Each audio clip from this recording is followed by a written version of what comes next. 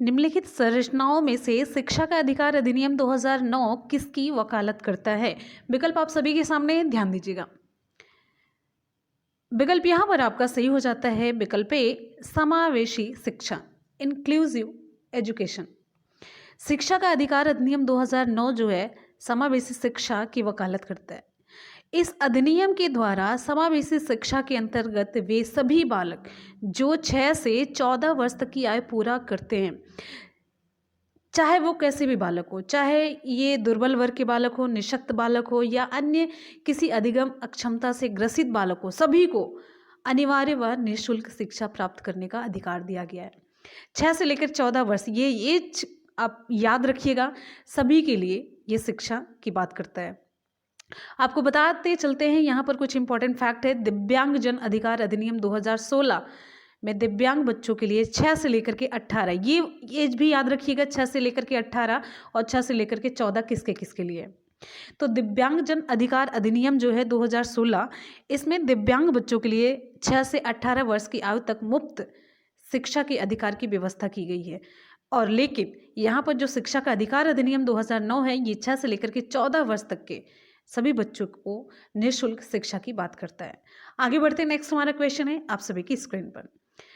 विचारधारा है कि सभी बच्चों को एक नियमित विद्यालय व्यवस्था में समान शिक्षा प्राप्त करने का अधिकार हो।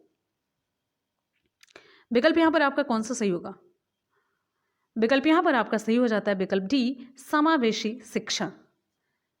समावेशी शिक्षा एक ऐसी विचारधारा है जिसमें सभी बच्चों को एक नियमित विद्यालय व्यवस्था में समान शिक्षा प्राप्त करने का अधिकार हो।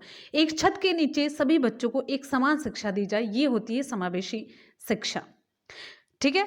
निःशुल्क और अनिवार्य शिक्षा का अधिकार अधिनियम 2009 अभी जो कि मैंने बताया, इसमें प्रारंभिक शिक्षा में सभी बच्चों के समावेशन व समानता के सिद्धांतों पर आधारित भेदभाव रहित शिक्षा प्रदान करने का बताया गया है। ठीक है। और यह अधिनियम सभी बच्चों को गुणवत्तापूर्ण प्रारंभिक शिक्षा प्राप्त करने और उसे पूरा करने का अधिकार देता है। ठीक है। आगे बढ़ते हैं, नेक्स्ट हमारा क्वेश्चन आप सभी के लिए।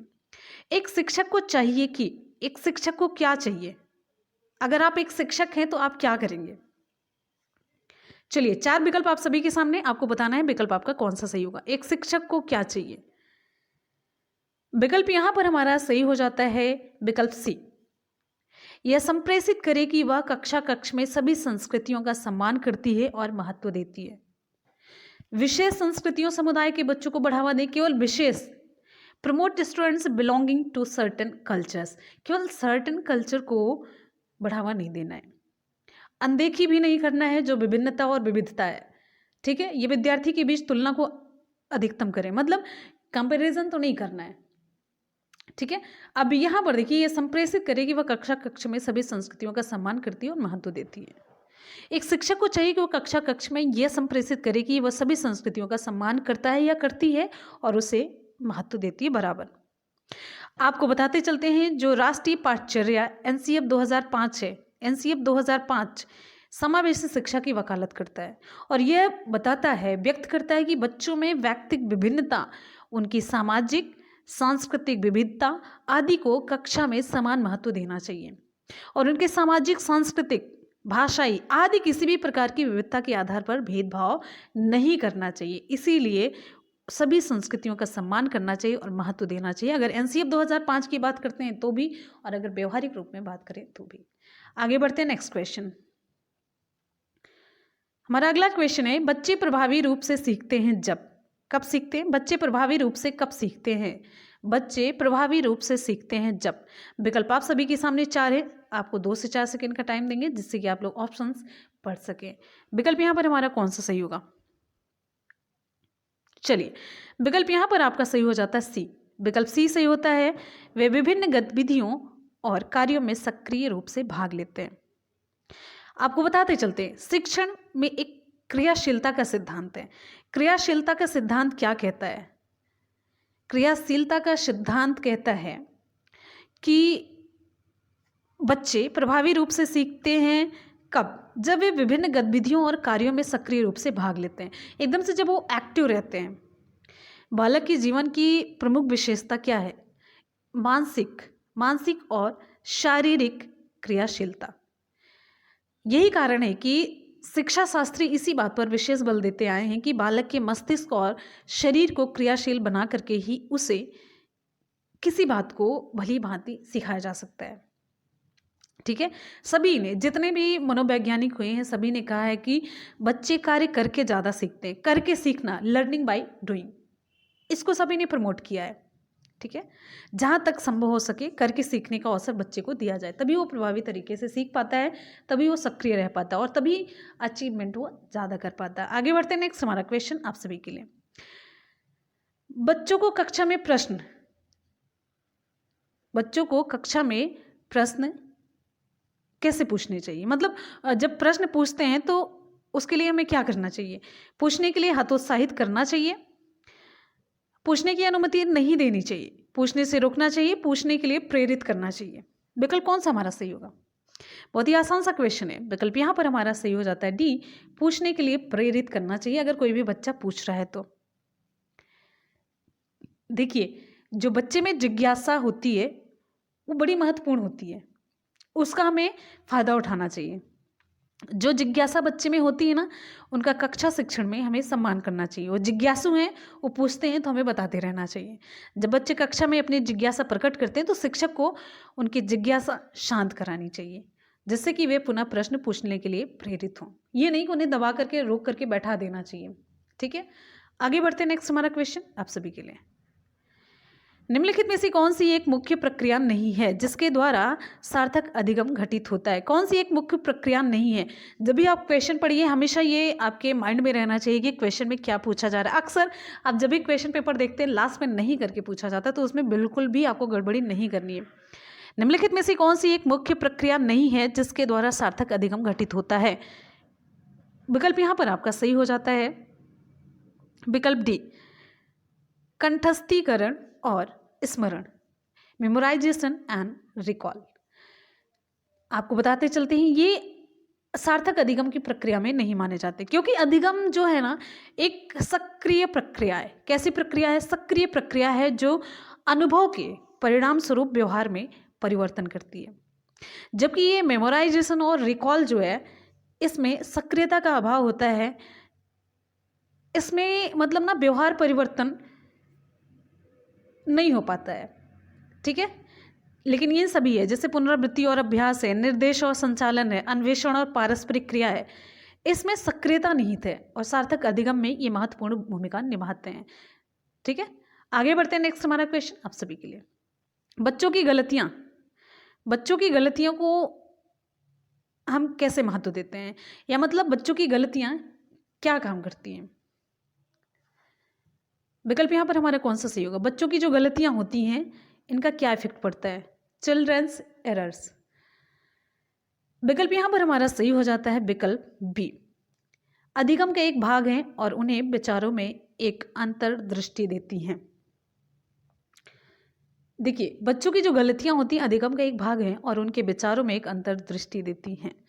देखिए, बच्चे सीखते समय गलतियां तो करते ही, और ये गलतियां एक तरीके से ऐसी होती है ना कि जब गलतियां ये करते हैं तो अधिगम में आने वाली कठिनाइयों की जानकारी शिक्षक को ये इन्हीं गलतियों के माध्यम से प्राप्त होती है। अगर ये गलती कर रहे हैं तो हमारे लिए बढ़िया है।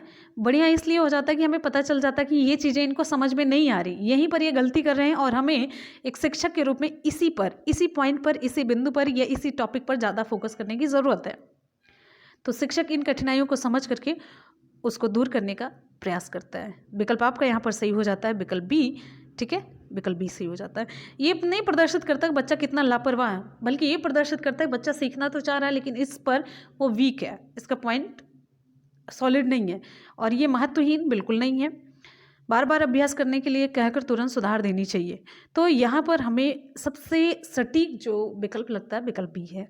आगे बढ़ते हैं अगले क्वेश्चन की तरफ। नेक्स्ट है, मूल्यांकन को हम कैसे देखते हैं? असेसमेंट। यहाँ पर हमारा विकल्प क्या सही होगा? आगे बढ़िए। मूल्यांकन शिक्षण अधिगम प्रक्रिया का एक भाग होना चाहिए, केवल नंबरों के संदर्भ में प्रयोग करना चाहिए। विकल्प यहाँ पर देखिए, विकल्प आपका ए सही हो जाता है।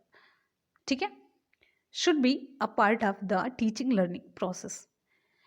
मूल्यांकन को शिक्षण अधिगम प्रक्रिया का एक भाग होना चाहिए, देखिए, मूल्यांकन एक सतत प्रक्रिया है और ये शिक्षण अधिगम प्रक्रिया का एक बड़ा ही इंपॉर्टेंट अंग माना जाता है। सतत प्रक्रिया का मतलब होता है निरंतर चलने वाली प्रक्रिया है। इसका मतलब होता है कि जो आकलन है, मूल्यांकन है, इसको शिक्षण अधिगम प्रक्रिया में एक नियमित तरीके से एक आपको मतलब गतिविधि बना लेनी चाहिए। सतत मूल्यांकन में छात्रों के प्रदर्शन को औपचारिक औपचारिक और अनौपचारिक दोनों तरीके से आंका जाता है। ये शिक्षण के साथ साथ चलता रहता है। छात्रों के प्रदर्शन का मूल्यांकन करने के लिए शिक्षक अवलोकन करता है, इंटरव्यू लेता है, सहपाठियों से भी आकलन करवाता है, समूह कार्य देता है, परियोजना मतलब विभिन्न तरीकों से ये पूरा मूल्यांकन किया जाता है। इसमें एक क्वेश्चन भी पूछा गया किस तरीके से मूल्यांकन किया जाता है, तो सभी तरीके हैं मूल्यांकन करने के। आगे बढ़ते हैं नेक्स्ट। संरचनात्मक दृष्टिकोण के अनुसार अधिगम है। संरचनात्मक दृष्टिकोण के अनुसार अधिगम क्या है? In a constructive frame learning is क्या है? चलिए, एक निष्क्रिय और व्यक्तिपरक प्रक्रिया, जानकारी के अर्जन की प्रक्रिया, अनुभव के परिणाम के रूप में व्यवहार में एक परिवर्तन की प्रक्रिया, या फिर एक सक्रिय और सामाजिक प्रक्रिया। संरचनात्मक दृष्टिकोण क्या कहता है? संरचनात्मक दृष्टिकोण कहता है विकल्प आपका D, active and social in its character. तो संरचनात्मक दृष्टिकोण कहता है कि अधिगम एक सक्रिय और सामाजिक प्रक्रिया है। आपको बताते चलते हैं, जो संरचनात्मक दृष्टिकोण है ये पियाजे के संज्ञानात्मक विकास के सिद्धांत पर आधारित है। किस पे? पियाजे के संज्ञानात्मक कॉग्निटिव थ्योरी पर ये आधारित है। इसके अनुसार ज्ञान अधिगमकर्ता द्वारा सक्रिय रह करके सृजित किया जाता है, ना कि निष्क्रिय रह करके वातावरण के द्वारा प्राप्त किया जाता है। सीखने वाला जब एक्टिव रहता है तभी वो ज्ञान को प्राप्त करता है। ठीक है, चलिए अलग वाइगोस्की ने क्या कहा है कि समाज रचनावाद से प्रभावित संज्ञानात्मक विकास पर कार्य किया वाइगोस्की ने। ठीक है, और ये बताते हैं कि व्यक्तिगत रूप से सामाजिक अंतरक्रिया की सहायता से वातावरण के द्वारा ज्ञान प्राप्त होता है। इन्होंने कहा कि इसीलिए संरचनात्मक दृष्टिकोण जो है अधिगम को एक सक्रिय और सामाजिक प्रक्रिया मानता है। सक्रिय प्रक्रिया जीन पियाजे ने कहा, सामाजिक प्रक्रिया की बात कही वाइगोत्स्की ने। तो दोनों आपको मैंने बता दिया। ठीक है, वो सामाजिक मानते हैं और ये फिर मानते हैं कि एक्टिव रहना है। क्लियर है? अगले क्वेश्चन की तरफ बढ़ते हैं। नेक्स्ट है, जब एक शिक्षक को विद्यार्थियों और उनकी योग्यताओं के बारे में सकारात्मक विश्वास होता है तब विद्यार्थी, विकल्प आपका कौन सा सही हुआ? निश्चिंत हो जाते हैं और सीखने के लिए किसी भी तरह का प्रयास करना बंद कर देते हैं? बिल्कुल भी नहीं है। बिकम डिमोटिवेटेड एंड स्ट्रेस्ड, भंग हो जाता है और वे दबाव में आते हैं? बिल्कुल नहीं है। और not affected in any way, किसी भी रूप में प्रभावित नहीं होते हैं। या फिर सीखने के लिए उत्सुक और प्रेरित रहते हैं? विकल्प आपका यहाँ पर डी सही हो जाता है। जब शिक्षक को विद्यार्थियों और उनकी योग्यताओं के बारे में सकारात्मक विश्वास होता है तब विद्यार्थी सीखने के लिए उत्सुक और प्रेरित रहते हैं। विकल्प आपका यहाँ पर डी सही हो जाता है। देखिए, वर्तमान में जो हमारी शिक्षा है वो बाल केंद्रित शिक्षा है। तो बाल केंद्रित शिक्षा में बालक को ही ध्यान में रख करके, बालक को ही केंद्र में रख करके उनके अनुभवों, विचारों, जिज्ञासा, उनकी जो इंडिविजुअल डिफरेंसेस होते हैं इन सभी को ध्यान में रख करके कक्षा शिक्षण में मतलब इन सारी चीज़ों का प्रयोग किया जाता है। इसी के अकॉर्डिंग कक्षा शिक्षण किया जाता है। इसीलिए शिक्षक को उनकी योग्यताओं, कार्यों, अनुभवों आदि पर विश्वास व्यक्त करना चाहिए ताकि उनमें जो हीनता की भावना है, अपमान जैसी भावना, इन सभी का विकास ना होने पाए और वे सीखने के लिए उत्सुक और प्रेरित रहें। बात समझ आई? विकल्प यहाँ पर आपका डी सही हो जाता है। आगे बढ़ते हैं नेक्स्ट क्वेश्चन की तरफ। अगला क्वेश्चन आप सभी के लिए, आप सभी को क्वेश्चन कैसे लग रहे हैं? और अगर आपको सारी चीज़ें समझ आ रही हैं, वीडियो पसंद आ रहा है तो वीडियो को लाइक ज़रूर कीजिए। आपका जो प्यार है वो आपके लाइक और शेयर से बढ़ता है। तो एक बार वीडियो को दिल से वीडियो को लाइक और शेयर करते रहिए। दिल कह रहा तो पक्का लाइक करिए दिल से। ठीक है, चलिए यहाँ पर देखना है, एक शिक्षक बच्चों को प्रभावी रूप से समस्या का समाधान करने में सक्षम बनाने के लिए किस तरह से प्रोत्साहित कर सकती है? यहाँ पर शिक्षक को शिक्षिका ही माना गया है। ठीक है, चलिए आगे देखिए। यहाँ पर एक शिक्षक बच्चों को प्रभावी रूप से समस्या का समाधान करने में सक्षम बनाने के लिए किस तरह से प्रोत्साहित कर सकती है? विकल्प आप सभी के सामने यहाँ पर ध्यान से देख लीजिए, चारों ऑप्शंस आपके हैं यहाँ पर। वैसे 3 में ही आपका सही हो जाएगा, 4 भी आपको दिखा देते हैं। पाठ्य पुस्तक के सभी प्रश्नों के व्यवस्थित तरीके से समाधान लिख करके, ये तो बिल्कुल नहीं होगा। आप यहाँ पर आप देख लीजिए, ए है, बिल्कुल सही है। विकल्प यहाँ पर आपका सी सही हो जाता है। विकल्प सी सही होता है, बच्चों का समस्या के बारे में सहजानुभूत अनुमान लगाने और बहुविकल्पों को देखने के लिए प्रोत्साहित करके। ठीक है, यहाँ पर जितने विकल्प हैं यहाँ पर देखिए, सूचनाओं के कंठस्थीकरण की बात की जा रही है, मेमोराइजेशन पर एम्फेसिस मतलब पूरा वो जोर दिया जा रहा है, तो वो होगा नहीं। और यहाँ पर आप देखिए, पाठ्यपुस्तक के सभी प्रश्नों के व्यवस्थित तरीके से समाधान लिख करके, ये भी नहीं होगा। और यहाँ पर बात करते हैं ये ऑप्शन ए की, सभी प्रकार के प्रश्नों के उत्तर के अभ्यास के लिए उन्हें पर्याप्त मात्रा में अवसर प्रदान करके। तो प्रोत्साहित करने के लिए सबसे इम्पॉर्टेंट आपका ये विकल्प हो जाता है, ये विकल्प प्रोत्साहित, ये ठीक है, विकल्प आपका सी सही होता है। बच्चों को समस्या के बारे में सहजानुभूत अनुमान लगाने और बहु विकल्पों को देखने के लिए प्रोत्साहित करना चाहिए, क्योंकि बच्चे स्वयं सक्रिय एक तरीके से अन्वेषक होते हैं और समस्या समाधान करता होते हैं, और वे अपने जो ज्ञान है इसका निर्माण वे स्वयं करते हैं। छात्र खुद ही अपने ज्ञान के निर्माण के लिए ना एक्टिव होते हैं, वो एक सक्रिय सहभागिता निभाते हैं, वो सब कुछ जानना चाहते हैं, वो पूरे विश्व को जानना चाहते हैं, एकदम से सक्रिय रहते हैं, एक्टिव रहते हैं। इसलिए शिक्षक को छात्रों के समक्ष समस्या प्रस्तुत करनी चाहिए और उन्हें उसका स्वयं समाधान खोजने के लिए प्रोत्साहित करना चाहिए, स्वयं वो समस्या का समाधान खोजें। ठीक है, ये एक तरीके से हमने कहा ना, एक लाइन भूली, बच्चे स्वयं सक्रिय अन्वेषक होते हैं, समस्या समाधान करता होते हैं, खुद ही वो समस्या का समाधान कर लेते हैं। बस आपको उन्हें पीछे पीछे से थोड़ा सा उत्साहित करना पड़ता है, थोड़ा सा उन्हें गाइड करना पड़ता है। विज्ञान का निर्माण स्वयं कर लेते हैं, वो खुद ही एकदम से इतनी एक्टिव रहते हैं, सक्रिय उनकी सहभागिता रहती है, वो सब कुछ जानना चाहते हैं, अपने भौतिक प्राकृतिक वातावरण सबके बारे में जानना चाहते हैं। आगे बढ़ते हैं, नेक्स्ट हमारा क्वेश्चन आप सभी के लिए, वह विधियां जिनके प्रयोग में विद्यार्थी की स्वपहल व स्वप्रयास शामिल है, निम्न में से किसका उदाहरण है? चलिए जल्दी से बताइए, विकल्प कौन सा सही होगा? विकल्प यहाँ पर बी सही हो जाता है, लर्नर सेंटर्ड मेथड, अधिगमकर्ता केंद्रित विधि। ये अधिगमकर्ता केंद्रित विधि है जिसमें स्वपहल व स्वप्रयास शामिल होते हैं।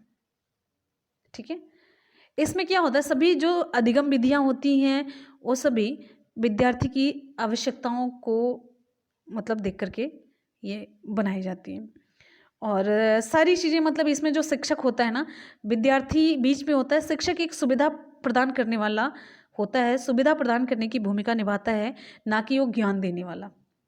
क्वेश्चन भी पूछा गया है तो सुविधा दाता की भूमिका निभाता है शिक्षक, ये क्वेश्चन पूछा भी गया है। और इसमें क्या होता है, विद्यार्थी खुद से और अपने मतलब जो उनके फ्रेंड्स होते हैं, सहपाठियों से, मतलब एक तरीके से एक दूसरे से सीखते हैं। ठीक है, और ये सारी चीज़ें बच्चों के बैठने की व्यवस्था, उनके जो एक्टिविटीज़ होती है, सब कुछ बच्चे को ध्यान में रख करके ही वहाँ पर किया जाता है। तो ये जो है ना, अधिगमकर्ता केंद्रित विधि होती है, मतलब यहाँ पर बच्चों को सेंटर में रख करके उनकी सुविधा के अकॉर्डिंग, उनके इंडिविजुअल डिफरेंसेस के अकॉर्डिंग, उनकी एक्टिविटीज़ के अकॉर्डिंग, उनकी नॉलेज के अकॉर्डिंग, सारी चीज़ उन्हीं के अकॉर्डिंग होती रहती है। आगे बढ़ते हैं, नेक्स्ट क्वेश्चन, नीचे लिखी हुई स्थिति किस सिद्धांत को दर्शाती है?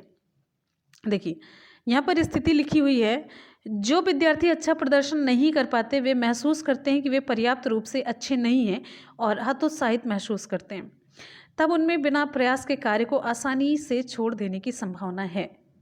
अब आपको यहाँ पर बताना है नीचे लिखी हुई जो स्थिति है किस सिद्धांत को दर्शाती है। चलिए जल्दी से बताइए, बड़ा ही इंपॉर्टेंट सा क्वेश्चन है, विकल्प यहाँ पर कौन सा सही होगा? तो यहाँ पर 4 विकल्प आप सभी के सामने हैं, तो चारों विकल्प में आपका कौन सा सही होगा? विकल्प यहाँ पर आपका सही हो जाता है विकल्प डी, संज्ञान और संवेग अलग नहीं है। ये जो उक्ति जो ऊपर लिखी गई है, ये सिद्धांत को प्रदर्शित करती है कि संज्ञान और संवेग अलग नहीं है। देखिए संवेग और जो संज्ञान होता है, संवेग और कॉग्निशन और इमोशन, ठीक है, इसमें नकारात्मक सहसंबंध होता है। कैसा? नकारात्मक सहसंबंध होता है। जो सांवेगिक स्थिति होती है ना, संवेग की स्थिति में, संवेग की दशा में व्यक्ति का जो विचार होता है या तो शिथिल हो जाता है या तो खत्म हो जाता है। ठीक है, बुद्धि और विवेक और चिंतन और तर्क प्रक्रिया का उसके व्यवहार पर एकदम से नियंत्रण नहीं रहता है। यही कारण है कि व्यक्ति उच्च सांवेगिक दशा में अच्छा प्रदर्शन नहीं कर पाता है। बात समझ आई? विकल्प आपका यहाँ पर डी सही हो जाता है। क्लियर है? चलिए आगे बढ़ते हैं नेक्स्ट क्वेश्चन की तरफ। अगला क्वेश्चन, विकास के व्यक्तिक विभिन्नता को समझने के लिए क्या महत्वपूर्ण है? विकास के व्यक्तिक विभिन्नता को समझने के लिए क्या महत्वपूर्ण है? विकल्प आपका कौन सा सही होगा? चलिए ध्यान से देखिए और रिप्लाई करिए। विकल्प यहाँ पर आपका सही हो जाता है सी, वंशागत विशेषताओं के साथ साथ पर्यावरणीय कारकों एवं उनकी पारस्परिक क्रिया पर विचार करना। ठीक है, विकल्प आपका यहाँ पर सही हो जाता है सी। विकास में व्यक्तिक विभिन्नता को समझने के लिए महत्वपूर्ण है, ये महत्वपूर्ण है कि वंशागत विशेषताओं के साथ साथ पर्यावरणीय कारकों और उसकी पारस्परिक क्रिया पर भी विचार किया जाना चाहिए, क्योंकि व्यक्ति के विकास में वंशानुक्रम और वातावरण दोनों की ही, वंशानुक्रम और पर्यावरण, वातावरण दोनों का ही महत्वपूर्ण रोल होता है। व्यक्ति जो कुछ भी सोचता है, करता है या फिर अनुभव करता है, वह उसके वंशानुक्रम और वातावरण की परस्पर अंतरक्रिया का परिणाम होता है, दोनों के इंटरेक्शन से।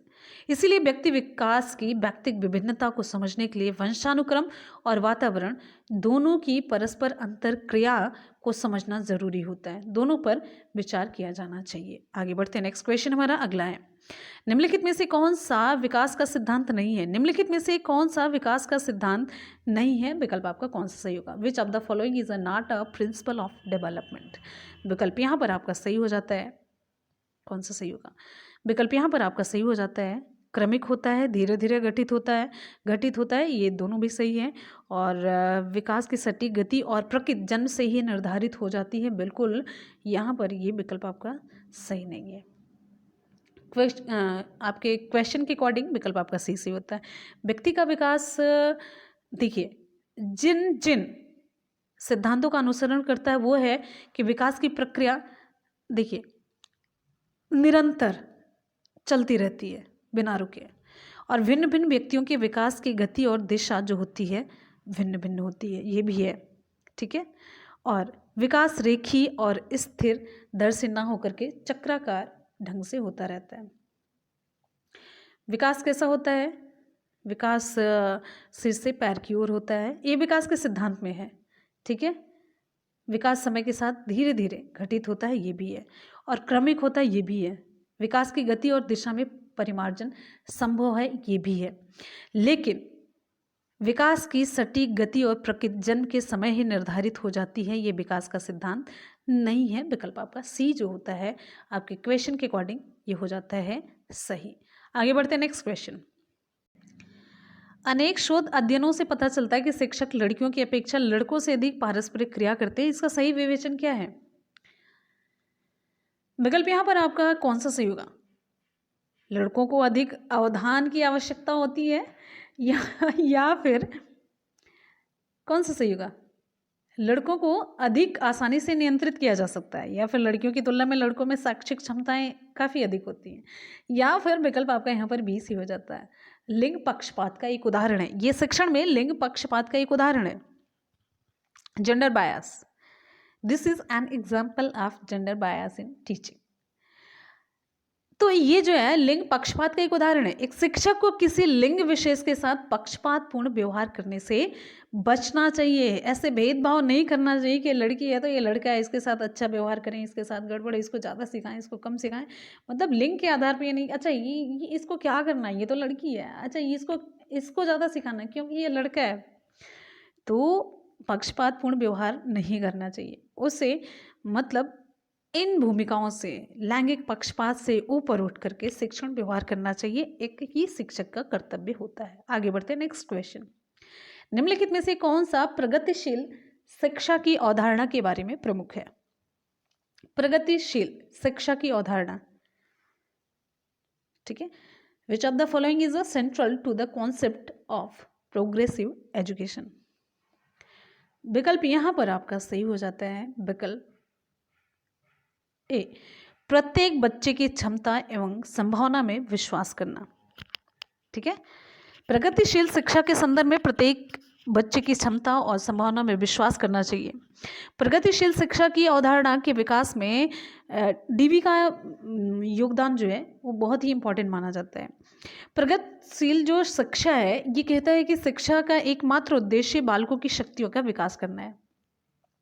प्रगतिशील शिक्षा के संदर्भ में बालक की जो व्यक्तिगत विभिन्नता है इसको एक्सेप्ट करना चाहिए और ऐसे शिक्षण व्यवहार का निर्माण करना चाहिए जिसमें प्रत्येक विद्यार्थी अपनी अपनी योग्यता क्षमताओं और आवश्यकता अनुसार अपना विकास कर सके। ये तभी पॉसिबल हो पाएगा जब हम इंडिविजुअल डिफरेंसेस पर फोकस करेंगे, तभी ये हो पाएगा। ठीक है, जिससे कि वो शिक्षण प्रक्रिया जो शिक्षण चलाई जा रही है उसका वो फायदा उठा सके। अगले क्वेश्चन की तरफ बढ़ते हैं। नेक्स्ट है, दृश्य रूप से बाधित विद्यार्थियों के साथ कार्य करते समय एक शिक्षक को किस प्रकार के अनुदेशन अनुकूलन करने चाहिए। विकल्प यहाँ पर कौन सा सही होगा। जो विजुअली चैलेंज्ड हैं उनके साथ कैसा हमें अनुदेशन अनुकूलन करना चाहिए। विकल्प यहाँ पर आपके देखिए ए है, बी है, सी है और साथ ही साथ में डी यहाँ पर है। दृश्य प्रस्तुतियों का प्रयोग करना चाहिए कई प्रकार की, स्वयं अभिविन्यास करना ताकि विद्यार्थी उसे ध्यान से देख सके। ठीक है, अभिविन्यास मतलब Orient herself so that the student can watch her closely. विकल्प सी है और डी है। अब ध्यान से देखिए आपको समझ आ जाएगा। विकल्प यहाँ पर आपका डी सी हो जाता है, स्पष्ट रूप से बोलना तथा छूकर महसूस करने वाली सामग्रियों का अधिक मात्रा में प्रयोग करना चाहिए। देखिए यहाँ पर ये फोकस किया गया है जो विजुअली चैलेंज्ड हैं, जो देख नहीं, दृश्य रूप से बाधित, जो देख नहीं पा रहे हैं। दृश्य रूप से बाधित विद्यार्थियों के साथ कार्य करते समय एक शिक्षक को स्पष्ट रूप से बोलना और छूकर महसूस करने वाली सामग्रियों का अधिकाधिक प्रयोग करना चाहिए। ठीक है, दृश्य रूप से बाधित बच्चों के अनुदेशन के लिए बहुत सारी शिक्षण सामग्रियां होती हैं, जैसे कि आवर्धक उपकरण होते हैं, जो आवर्धक लेंस वगैरह होते हैं। बड़े आकार के छपे पुस्तकों का प्रयोग करना चाहिए। चश्मा है, उभरा हुआ और स्पर्श युक्त शिक्षण अधिगम सामग्री जैसे मानचित्र है, ग्लोब चार्ट है, मॉडल है, आरेख है, ब्रेल स्लेट होती है, सफ़ेद छड़ी होती है, अबेकस है, न्यून दृष्टि हेतु जो उपकरण होता है, लो विजन एड्स होता है, स्क्रीन रीडर और स्कैनिंग सॉफ्टवेयर है। बहुत सारी चीज़ें इसका प्रयोग करना चाहिए एक शिक्षक को। ठीक है, अब तो बहुत ज़्यादा टेक्नोलॉजी भी आ चुकी है। आगे बढ़ते हैं। नेक्स्ट क्वेश्चन हमारा है, नेक्स्ट हमारा क्वेश्चन है सहयोगात्मक अधिगम एवं हम उम्र साथियों के द्वारा शिक्षण का एक समावेशी कक्षा में किस प्रकार से उपयोग करना चाहिए। ठीक है, विकल्प यहाँ पर कौन सा सही होगा। सक्रिय रूप से हतोत्साहित करना चाहिए। नेगेटिव चीज़ें तो कभी आपको विकल्प में चुननी ही नहीं है, कभी कभी प्रयोग करना चाहिए, प्रयोग नहीं करना चाहिए। सक्रिय रूप से आगे बढ़ाना चाहिए। बहुत ही एकदम से खुले रूप में आपको विकल्प दिख रहा है, जब जाहिर वाला है तो विकल्प आपका डी सही हो जाता है। सहयोगात्मक अधिगम और हम उम्र साथियों के द्वारा शिक्षण के एक समावेशी कक्षा में सक्रिय रूप से आगे बढ़ाना चाहिए। ठीक है, सहयोगात्मक जो अधिगम होता है, एक साथ दो या उससे अधिक विद्यार्थियों को एक साथ सीखने के लिए अवसर उपलब्ध कराता है। सहयोगात्मक अधिगम का जो आधार होता है ना, बच्चों के समूह में ज्ञान का सृजन करना, सदस्यों द्वारा पारस्परिक अंतर्क्रिया करके अनुभवों को बांटकर और सक्रिय भूमिका निभा करके अधिगम करना होता है। ये इसका आधार होता है। जो सहयोगात्मक अधिगम होता है व्यक्तिगत विभिन्नताओं के आधार पर किया जाता है और यह प्रत्येक बच्चे को अपने विचार, भाव और अनुभव व्यक्त करने का अवसर देता है। इसीलिए सहयोगात्मक अधिगम को प्रोत्साहित करना चाहिए। विकल्प आपका यहाँ पर डी सी हो जाता है। ठीक है, कोऑपरेटिव लर्निंग। आगे बढ़ेंगे। नेक्स्ट हमारा क्वेश्चन अब सभी के लिए, निम्नलिखित में से कौन सा समावेशी कक्षा में सबसे अधिक महत्वपूर्ण है। समावेशी कक्षा में सबसे अधिक महत्वपूर्ण क्या है। Which of the following is most important in an inclusive classroom. विकल्प आपका यहाँ पर कौन सा है। निम्नलिखित में से कौन सा समावेशी कक्षा में सबसे अधिक महत्वपूर्ण है।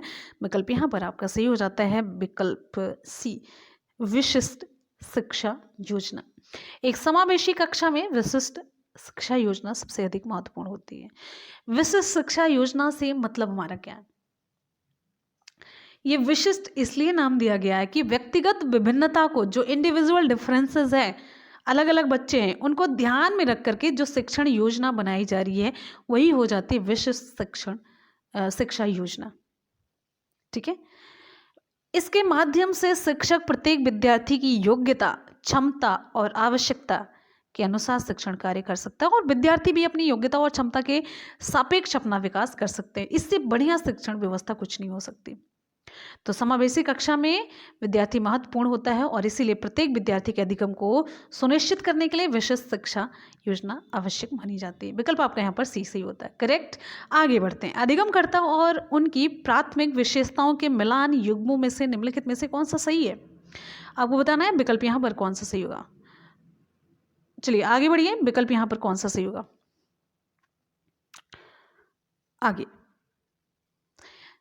विकल्प यहाँ पर हमारा कौन सा सही? विकल्प यहाँ पर हमारा सही हो जाता है। विकल्प बिल्कुल सही है। विकल्प आपका ए सही होता है। अधिगमकर्ताओं और उनकी प्राथमिक विशेषताओं के मिलान युग्मों में से निम्नलिखित में से कौन सा सही है?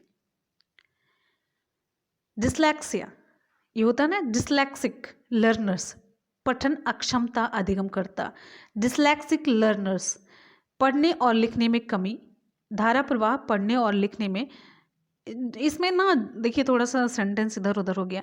पठन अक्षमता अधिगमकर्ता जो होते हैं इनमें धारा प्रवाह पढ़ने और लिखने में कमी आती है। Dyslexic learners lack reading and writing fluency, ये है, ये सही मिलान है इसका। पठन अक्षमता में अधिगमकर्ता द्वारा धारा प्रवाह पढ़ने और लिखने में कमी आती है। ठीक है। अगर हम यहाँ पर तीनों युग्म की और बात कर लेते हैं, तीनों युग्म भी देख लेते हैं। ये जो सृजनात्मक अधिगमकर्ता है अति सक्रिय कार्य को पूरा करने में धीमे हैं। क्या इसमें सही होगा? सृजनात्मक अधिगमकर्ता इनमें उच्च अभिप्रेरणा, लंबे समय तक अवधान ये बनाए रख सकते हैं। ठीक है।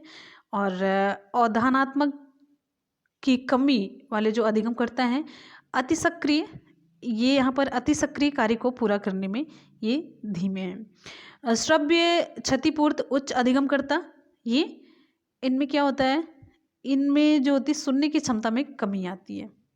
ठीक है। तो ये इस तरीके से इसका वो मिलान है। आगे बढ़ते हैं। नेक्स्ट क्वेश्चन हमारा अगला है। अगला क्वेश्चन है, एक समस्या को मूल एवं अपसारी समाधानों के साथ करने की योग्यता निम्नलिखित में से किसकी एक प्राथमिक विशेषता है? आगे देखिए। नेक्स्ट हमारा क्वेश्चन है, the ability to come up with original and divergent solutions to a problem is a primary characteristic of, किसकी है प्राथमिक विशेषता? विकल्प यहाँ पर हमारा कौन सा सही होगा? विकल्प यहाँ पर हमारा सही हो जाता है विकल्प बी, सृजनात्मक बच्चों की। ठीक है। विकल्प आपका बी सही हो जाता है। एक समस्या को मूल और अपसारी समाधानों के साथ करने की योग्यता सृजनात्मक बच्चों की होती है, क्रिएटिव जो चिल्ड्रन होते हैं। सृजनात्मकता क्या है? सृजनात्मकता एक ऐसी योग्यता है जो व्यक्ति को किसी समस्या का बहुत ही अच्छे तरीके से, एक तरीके से आप कह सकते हैं विद्वत्तापूर्ण समाधान खोजने के लिए नवीन ढंग से सोचने, विचार करने, कार्य करने में समर्थ बनाती है। तो सृजनात्मक बच्चों की बहुत सारी विशेषताएं होती हैं। इनमें कुछ है जो रचनात्मक कार्य करते हैं, रहस्यात्मक खोज के प्रति आकर्षित होते हैं, कठिन कार्यों को कर लेते हैं, ये संवेगात्मक रूप से संवेदनशील होते हैं, बहुत सारी चीज़ें हैं इनमें। तो बड़ी लंबी लिस्ट है। आगे बढ़ते हैं। नेक्स्ट है, निम्नलिखित में से कौन सा एक संरचनात्मक परिवेश के साथ अनुकूल नहीं हो सकता है? संरचनात्मक परिवेश के साथ अनुकूल नहीं हो सकता है। विकल्प यहाँ पर आपका कौन सा सही होगा आपको बताना है। ध्यान से देखिए। विकल्प देखने के लिए आपको यहाँ पर छोटा कर देते हैं तो सी तक में ही आपको मिल जाएगा, डी तक जाने की जरूरत है नहीं। ठीक है। चलिए, संरचनात्मक परिवेश के साथ अनुकूल नहीं हो सकता है, कौन सा? विकल्प यहाँ पर आपका सी सही हो जाता है। देखिए, संरचनात्मक परिवेश में विद्यार्थियों को सक्रिय शिक्षार्थी समझा जाता है और अध्यापक जो होता है विद्यार्थियों द्वारा ज्ञान की रचना करने की प्रक्रिया को सुगम बनाता है, एक सुगमकर्ता के रूप में रहता है। कैसा रहता है? सुगमकर्ता के रूप में इसको माना जाता है। ठीक है। तो इसमें विद्यार्थी को अधिकतम स्वतंत्रता दी जाती है। संरचनात्मक जो परिवेश होता है इसमें देखिए आपको हम बताते चलते हैं, विद्यार्थी इसमें सहयोगात्मक तरीके से कार्य करते हैं और आपस में ये एक तरीके से ना इनको सहयोग दिया जाता है और शिक्षक जो मतलब बच्चों से विद्यार्थियों के विचार और अनुभवों को प्राप्त करते हैं और उनके वर्तमान ज्ञान की पुनर्संरचना या फिर उसको विस्तृत करने के शिक्षण अधिगम योजना बनाते हैं। विद्यार्थियों को जटिल, सार्थक और समस्या आधारित गतिविधियों में लगे रहने के लिए लगातार अवसर प्रदान किया जाता है। तो विकल्प यहाँ पर आपका सही हो जाता है विकल्प सी। ठीक है, अगला क्वेश्चन हम आगे देखते हैं। नेक्स्ट हमारा क्वेश्चन है, आगे की तरफ बढ़ते हैं नेक्स्ट क्वेश्चन की तरफ।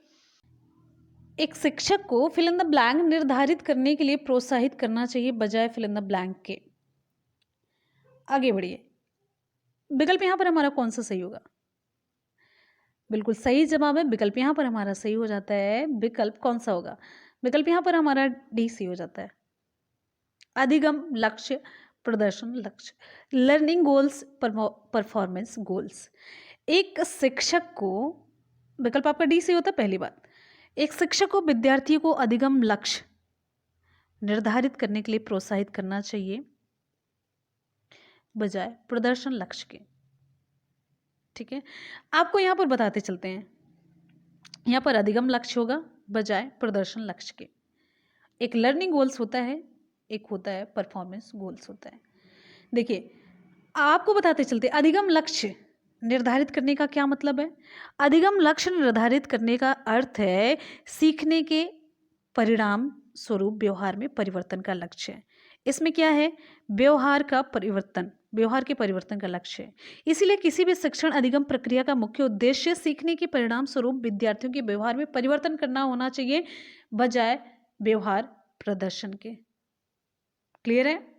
ये बात है, इस क्वेश्चन का मतलब है और ये रहा इसका एक्सप्लेनेशन। ठीक है, आगे बढ़ते हैं। नेक्स्ट क्वेश्चन हमारा, अगला क्वेश्चन आप सभी के लिए, निम्नलिखित में से कौन सा अधिगम के साथ, अगला क्वेश्चन है, निम्नलिखित में से कौन सा अधिगम के सार्थक, सार्थक होगा, सार्थक सरलीकरण के रूप में परिणित नहीं होता है? Which of the following does not result in meaningful facilitation of learning? विकल्प यहां पर कौन सा सही होगा? ध्यान से देखिए और रिप्लाई करिए। नहीं होता है, दोहराने और स्मरण करने को बढ़ावा देना, उदाहरणों और गैर उदाहरणों का प्रयोग कर लेना चाहिए, एक समस्या पर अनेक तरीकों से विचार करने के लिए प्रोत्साहित करना, बिल्कुल होना चाहिए, पहले से विद्यमान ज्ञान से नए ज्ञान को, ये तो होना ही चाहिए। ठीक है, विकल्प यहाँ पर आपका ए सही हो जाता है, प्रमोटिंग रिपीटिशन एंड रिकॉल।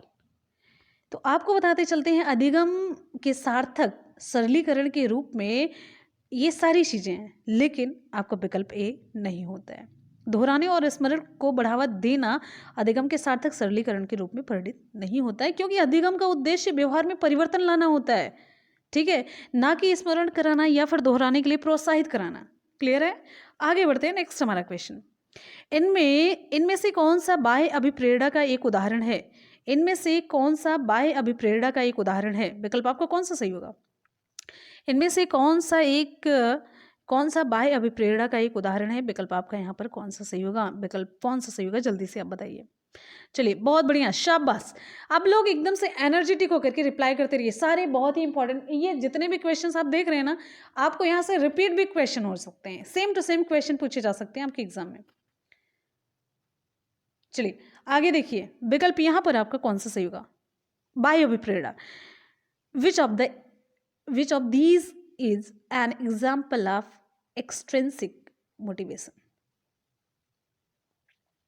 बिल्कुल सही जवाब, विकल्प यहाँ पर आपका सही हो जाता है सी, मैं अपना गृह कार्य पूरा करती हूँ क्योंकि शिक्षक प्रत्येक नियत कार्य के लिए हमें अंक देते हैं।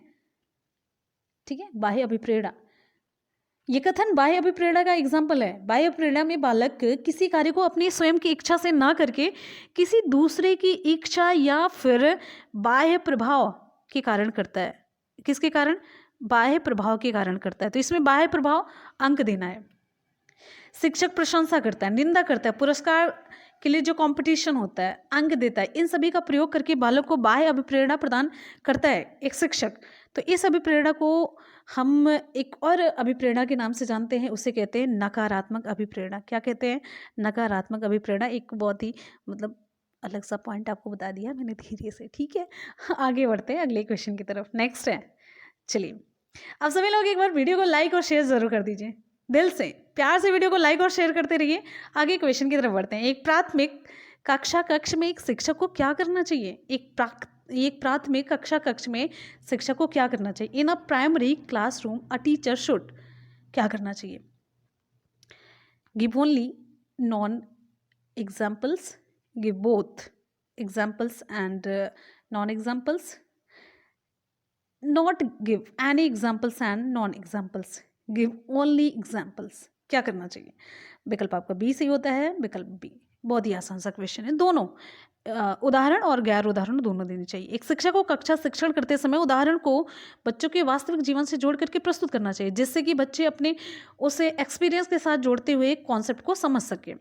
साथ ही बच्चों के सामने ऐसे एग्जाम्पल्स भी प्रस्तुत करने चाहिए जो कि उनके जीवन से संबंधित ना हो, नियम और सिद्धांतों से उनका सीधा संबंध ना हो, उनके वास्तविक जीवन से संबंधित हो। मतलब वो नियम और सिद्धांत से प्रत्यक्ष रूप से उनका संबंध ना होते हुए भी उनके वास्तविक जीवन से वो संबंधित हो, ऐसे एग्जाम्पल भी देने चाहिए। इससे वे स्वयं चिंतन करने के लिए प्रेरित होंगे, जिससे उनमें एक क्रिएटिविटी का विकास भी होगा। बात समझ आई? एक तो डायरेक्ट आप दे दीजिए, एक तो सिद्धांत और नियम के माध्यम से आप देते रहिए। आगे बढ़ते हैं। नेक्स्ट क्वेश्चन हमारा, निम्नलिखित रणनीतियों में से कौन सी बच्चों में अर्थ निर्माण को बढ़ावा देगी? ठीक है। Which of the following strategies would promote meaning making in children? विकल्प आपका कौन सा सही होगा? चलिए जल्दी से बताइए। विकल्प यहाँ पर आपका सही हो जाता है, बढ़ावा देंगे। विकल्प यहाँ पर आपका सही हो जाता है, शाबाश। विकल्प डी, अन्वेषण एवं परिचर्चा, एक्सप्लोरेशन एंड डिस्कशन। विकल्प आपका डी सही होता है। अन्वेषण और परिचर्चा बच्चों में अर्थ निर्माण को बढ़ावा देती है। अन्वेषण का मतलब होता है, क्या होता है अन्वेषण का? क्या मतलब होता है? कोई बता सकता है? नीचे कमेंट करके आप लोग बताइए। देखिए, अन्वेषण और परिचर्चा दोनों बच्चों के सक्रिय सहभागिता के द्वारा ज्ञान निर्माण पर बल देते हैं। इन दोनों में छात्र जो है ना, शारीरिक के साथ साथ मानसिक रूप से भी एक्टिव होते हुए ज्ञान की खोज करता है, यानी कि वो स्वयं लर्न करता, सीखता है। इसमें शिक्षक ऐसे वातावरण का निर्माण करता है कि छात्रों के सामने समस्या उत्पन्न हो जाए। ऐसा करता है ना कि उनके सामने समस्या उत्पन्न हो जाए, जिससे कि ना समस्या के संबंध में ये अपनी खुद से चिंतन कर सके, उसका निरीक्षण कर सके और एक अब वो खुद के निर्णय पर पहुंच सके, खुद से वो समस्या से समाधान खोजने की कोशिश करें। तो इन दोनों में, अन्वेषण और परिचर्चा दोनों में, बच्चे लास्ट रिजल्ट यानी कि सत्य की खोज खुद से करते हैं कि क्या सच है, कहाँ तक हमें पहुँचना चाहिए, वो खुद से पहुँचते हैं देख करके और उस पर चिंतन करके। आगे बढ़ते हैं। नेक्स्ट क्वेश्चन हमारा अगला है, पर्यावरण अध्ययन के शिक्षक के रूप में आप बच्चों को चिड़ियाघर ले जाने की योजना बनाते हैं। आप बच्चों को निम्नलिखित में से कौन सी गतिविधि करने की अनुमति नहीं देंगे? कौन सी गतिविधि करने की अनुमति आप नहीं देंगे? तो 4 विकल्प आप सभी के सामने हैं, कौन सी अनुमति आप नहीं देंगे? पर्यावरण अध्ययन के शिक्षक के रूप में आप बच्चों को चिड़ियाघर ले जाने की योजना बनाते हैं। आप बच्चों को निम्नलिखित में से कौन सी गतिविधि करने की अनुमति नहीं देंगे?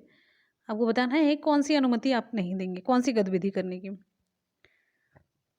जानवरों के लिए बहुत सारी खाने की सामग्री ले जाना, जानवर कौन सा भोजन खाते हैं ये पता लगाना, उनकी फ़ोटो एकत्रित करना, चिड़ियाघर में उन्होंने जो देखा उसका चित्र बनाने के लिए उनकी ड्राइंग की कॉपी को साथ ले जाना। तो ये विकल्प आपका ए सही हो जाता है, बहुत सारी सामग्री नहीं ले जाना है। ठीक है, क्योंकि इससे सुरक्षा व जानवरों के स्वास्थ्य संबंधी समस्याएं उत्पन्न हो सकती हैं। सुरक्षा की भी बात है और साथ ही साथ में उन्हें क्या खाना है क्या नहीं खाना है इन सब की जानकारी या तो पर्याप्त होनी चाहिए, और फिर उसके बाद स्वास्थ्य संबंधी जो समस्या उत्पन्न हो सकती है अगर बहुत ज़्यादा सामग्री खाने के लिए लेके जाते हैं, तो उनके लिए क्या परफेक्ट है क्या नहीं ये जानना पहले ज़रूरी है। अगला क्वेश्चन है, बीज अंकुरण की अवधारणा को इस तरह सबसे बेहतर तरीके से पढ़ाया जा सकता है। बीज अंकुरण का कॉन्सेप्ट हमें समझाना है बच्चों को, तो कैसे पढ़ाया जाए कि ज़्यादा अच्छे तरीके से समझ आएगा बच्चों को, या फिर कौन सी विधि सबसे परफेक्ट है? अब देखिए ध्यान से, 4 विकल्प हैं, बड़े-बड़े होते हैं, तो कम से कम आपको 2 से 4 सेकंड का टाइम देंगे जिससे कि आप चारों ऑप्शंस पढ़ सकें। तो विकल्प यहाँ पर आपका सही हो जाता है, बिल्कुल सही है। फोटो दिखाना नहीं होगा। अंकुरण की प्रक्रिया को स्पष्ट करना कक्षा में, ये बोर्ड पर चित्र बनाते हुए। सबसे बेटर है बीज बोने, अंकुरण के विभिन्न चरणों का अवलोकन करने और उनका चित्र बनाने की गतिविधि को बच्चों को निष्पादित करने के लिए कहना। वो खुद से करें, फिर ये उनके समझ में अच्छा आएगा।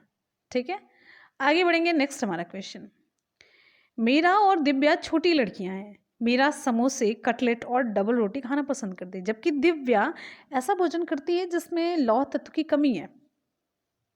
मीरा और दिव्या को निम्नलिखित बीमारियों में से क्रमशः कौन सी बीमारी होगी? पहली बार यहाँ पर एक फैक्चुअल क्वेश्चन पूछा गया है, थोड़ा सा वो भी घुमा करके ही पूछा गया, जिसमें लोहे की कमी होगी, कौन सी बीमारी होती है? स्कर्वी और रतौंधी। ये एनीमिया है, तो एनीमिया 3 में है, तो ये विकल्प ए तो होगा नहीं। एलिमिनेट करना सीखिए, जैसे कि ये नहीं होगा तो इसको हटा देते, 3 में से देखते हैं।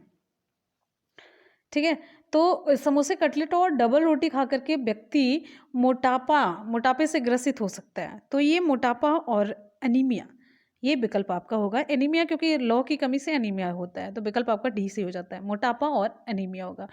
मेरा को होगा मोटापा और दिव्या को होगा एनीमिया, होगा दोनों को कुछ ना कुछ। आगे बढ़ते हैं, नेक्स्ट क्वेश्चन है। वैसे ज़्यादातर समोसे, कटलेट और डबल रोटी सभी लोग खाना पसंद करते हैं, तो सभी लोग आजकल खूब मोटे मोटे से भी हो रहे हैं, गोलू गोलू से। आगे बढ़ते हैं, नेक्स्ट क्वेश्चन हमारा अगला क्वेश्चन, बच्चों को विभिन्न प्रकार के ईंधनों से परिचित कराने के लिए शिक्षक। ये सारे क्वेश्चन आपके एग्जाम में आए हुए हैं, सारे क्वेश्चंस, एक भी ऐसा क्वेश्चन नहीं है जो एग्जाम में ना पूछा गया है, सारे क्वेश्चंस आए हैं। आगे देखिए, बच्चों को विभिन्न प्रकार के ईंधनों से परिचित कराने के लिए शिक्षक क्या करेगा? कक्षा में कुछ ईंधनों के नमूने दिखा सकता है, एक लघु फिल्म दिखाने के साथ खाना पकाने के लिए इस्तेमाल होने वाले संभावित ईंधनों के प्रकारों पर बच्चों के साथ चर्चा कर सकता है, या फिर चार्ट पर प्रदर्शित कर सकता है, या फिर सूची बनाने के लिए कह सकता है। तो विकल्प आपका परफेक्ट विकल्प बी सी हो जाता है। परिचित कराने के लिए ईंधनों से, विभिन्न प्रकार के ईंधनों से परिचित कराने के लिए शिक्षक एक लघु फिल्म दिखा दे तो बेटर हो जाता है, और साथ ही साथ में खाना पकाने के लिए जो इस्तेमाल होने वाले संभावित ईंधन है ना, इनके प्रकारों पर बच्चों के साथ चर्चा करें, तो ये सबसे बेटर तरीका हो सकता है। विकल्प आपका बी सही होता है। आगे बढ़ेंगे, नेक्स्ट है मानचित्र। अगला क्वेश्चन है, मानचित्र पढ़ने के लिए आवश्यक कौशल में शामिल है क्या? मानचित्र पढ़ने के लिए आवश्यक कौशल में क्या शामिल है? चलिए जल्दी से बताइए, विकल्प आप लोग चुन लीजिए, विकल्प चुन करके फटाफट से रिप्लाई करिए, एकदम से बिल्कुल भी लेट नहीं होना चाहिए, जल्दी जल्दी से फटाफट से रिप्लाई करिए। समझ लीजिए आप एग्जाम हॉल में बैठे हैं और आप एग्जाम दे रहे हैं, और यहाँ पर आप स्कोर भी करते रहिए कि आपकी स्कोरिंग कितनी, एकदम से सॉलिड एक ऐसा एनवायरमेंट बनाइए जिससे कि आप एग्जाम हॉल में बैठे हुए हैं। विकल्प यहाँ पर आपका बी सी हो जाता है। स्थान, दूरी और दिशाओं की सापेक्ष स्थिति को समझने की योग्यता इनमें होनी चाहिए, तभी वो मानचित्र को अच्छे तरीके से समझ पाएंगे। आगे बढ़ेंगे, नेक्स्ट है पर्यावरण अध्ययन की कक्षा में बच्चों के व्यक्तिगत अनुभवों को महत्व देना शिक्षक को लाभ पहुंचाता है। देखिए, जब थोड़े से आसान से क्वेश्चंस लगेंगे, जहां पर मुझे लगेगा आप लोगों की समझ में आ जाएगा, तो वहां पर बिना मतलब का टाइम वेस्ट नहीं करेंगे बिल्कुल भी। लेकिन जहां पर हमें लगता है ना, तो वहां पर हम बिना समझाए आगे नहीं बढ़ते हैं। ये सारे आसान से लग रहे हैं, तो यहाँ पर हम सटीक उत्तर बता के आगे बढ़ रहे हैं। क्लियर है? विकल्प यहाँ पर हमारा कौन सा सही होगा? चलिए जल्दी से बताइए। विकल्प यहाँ पर हमारा सही हो जाता है विकल्प ए, विषय को बच्चों के अनुभव संसार से जोड़ने और विमर्श व सीखने को बढ़ावा देने में।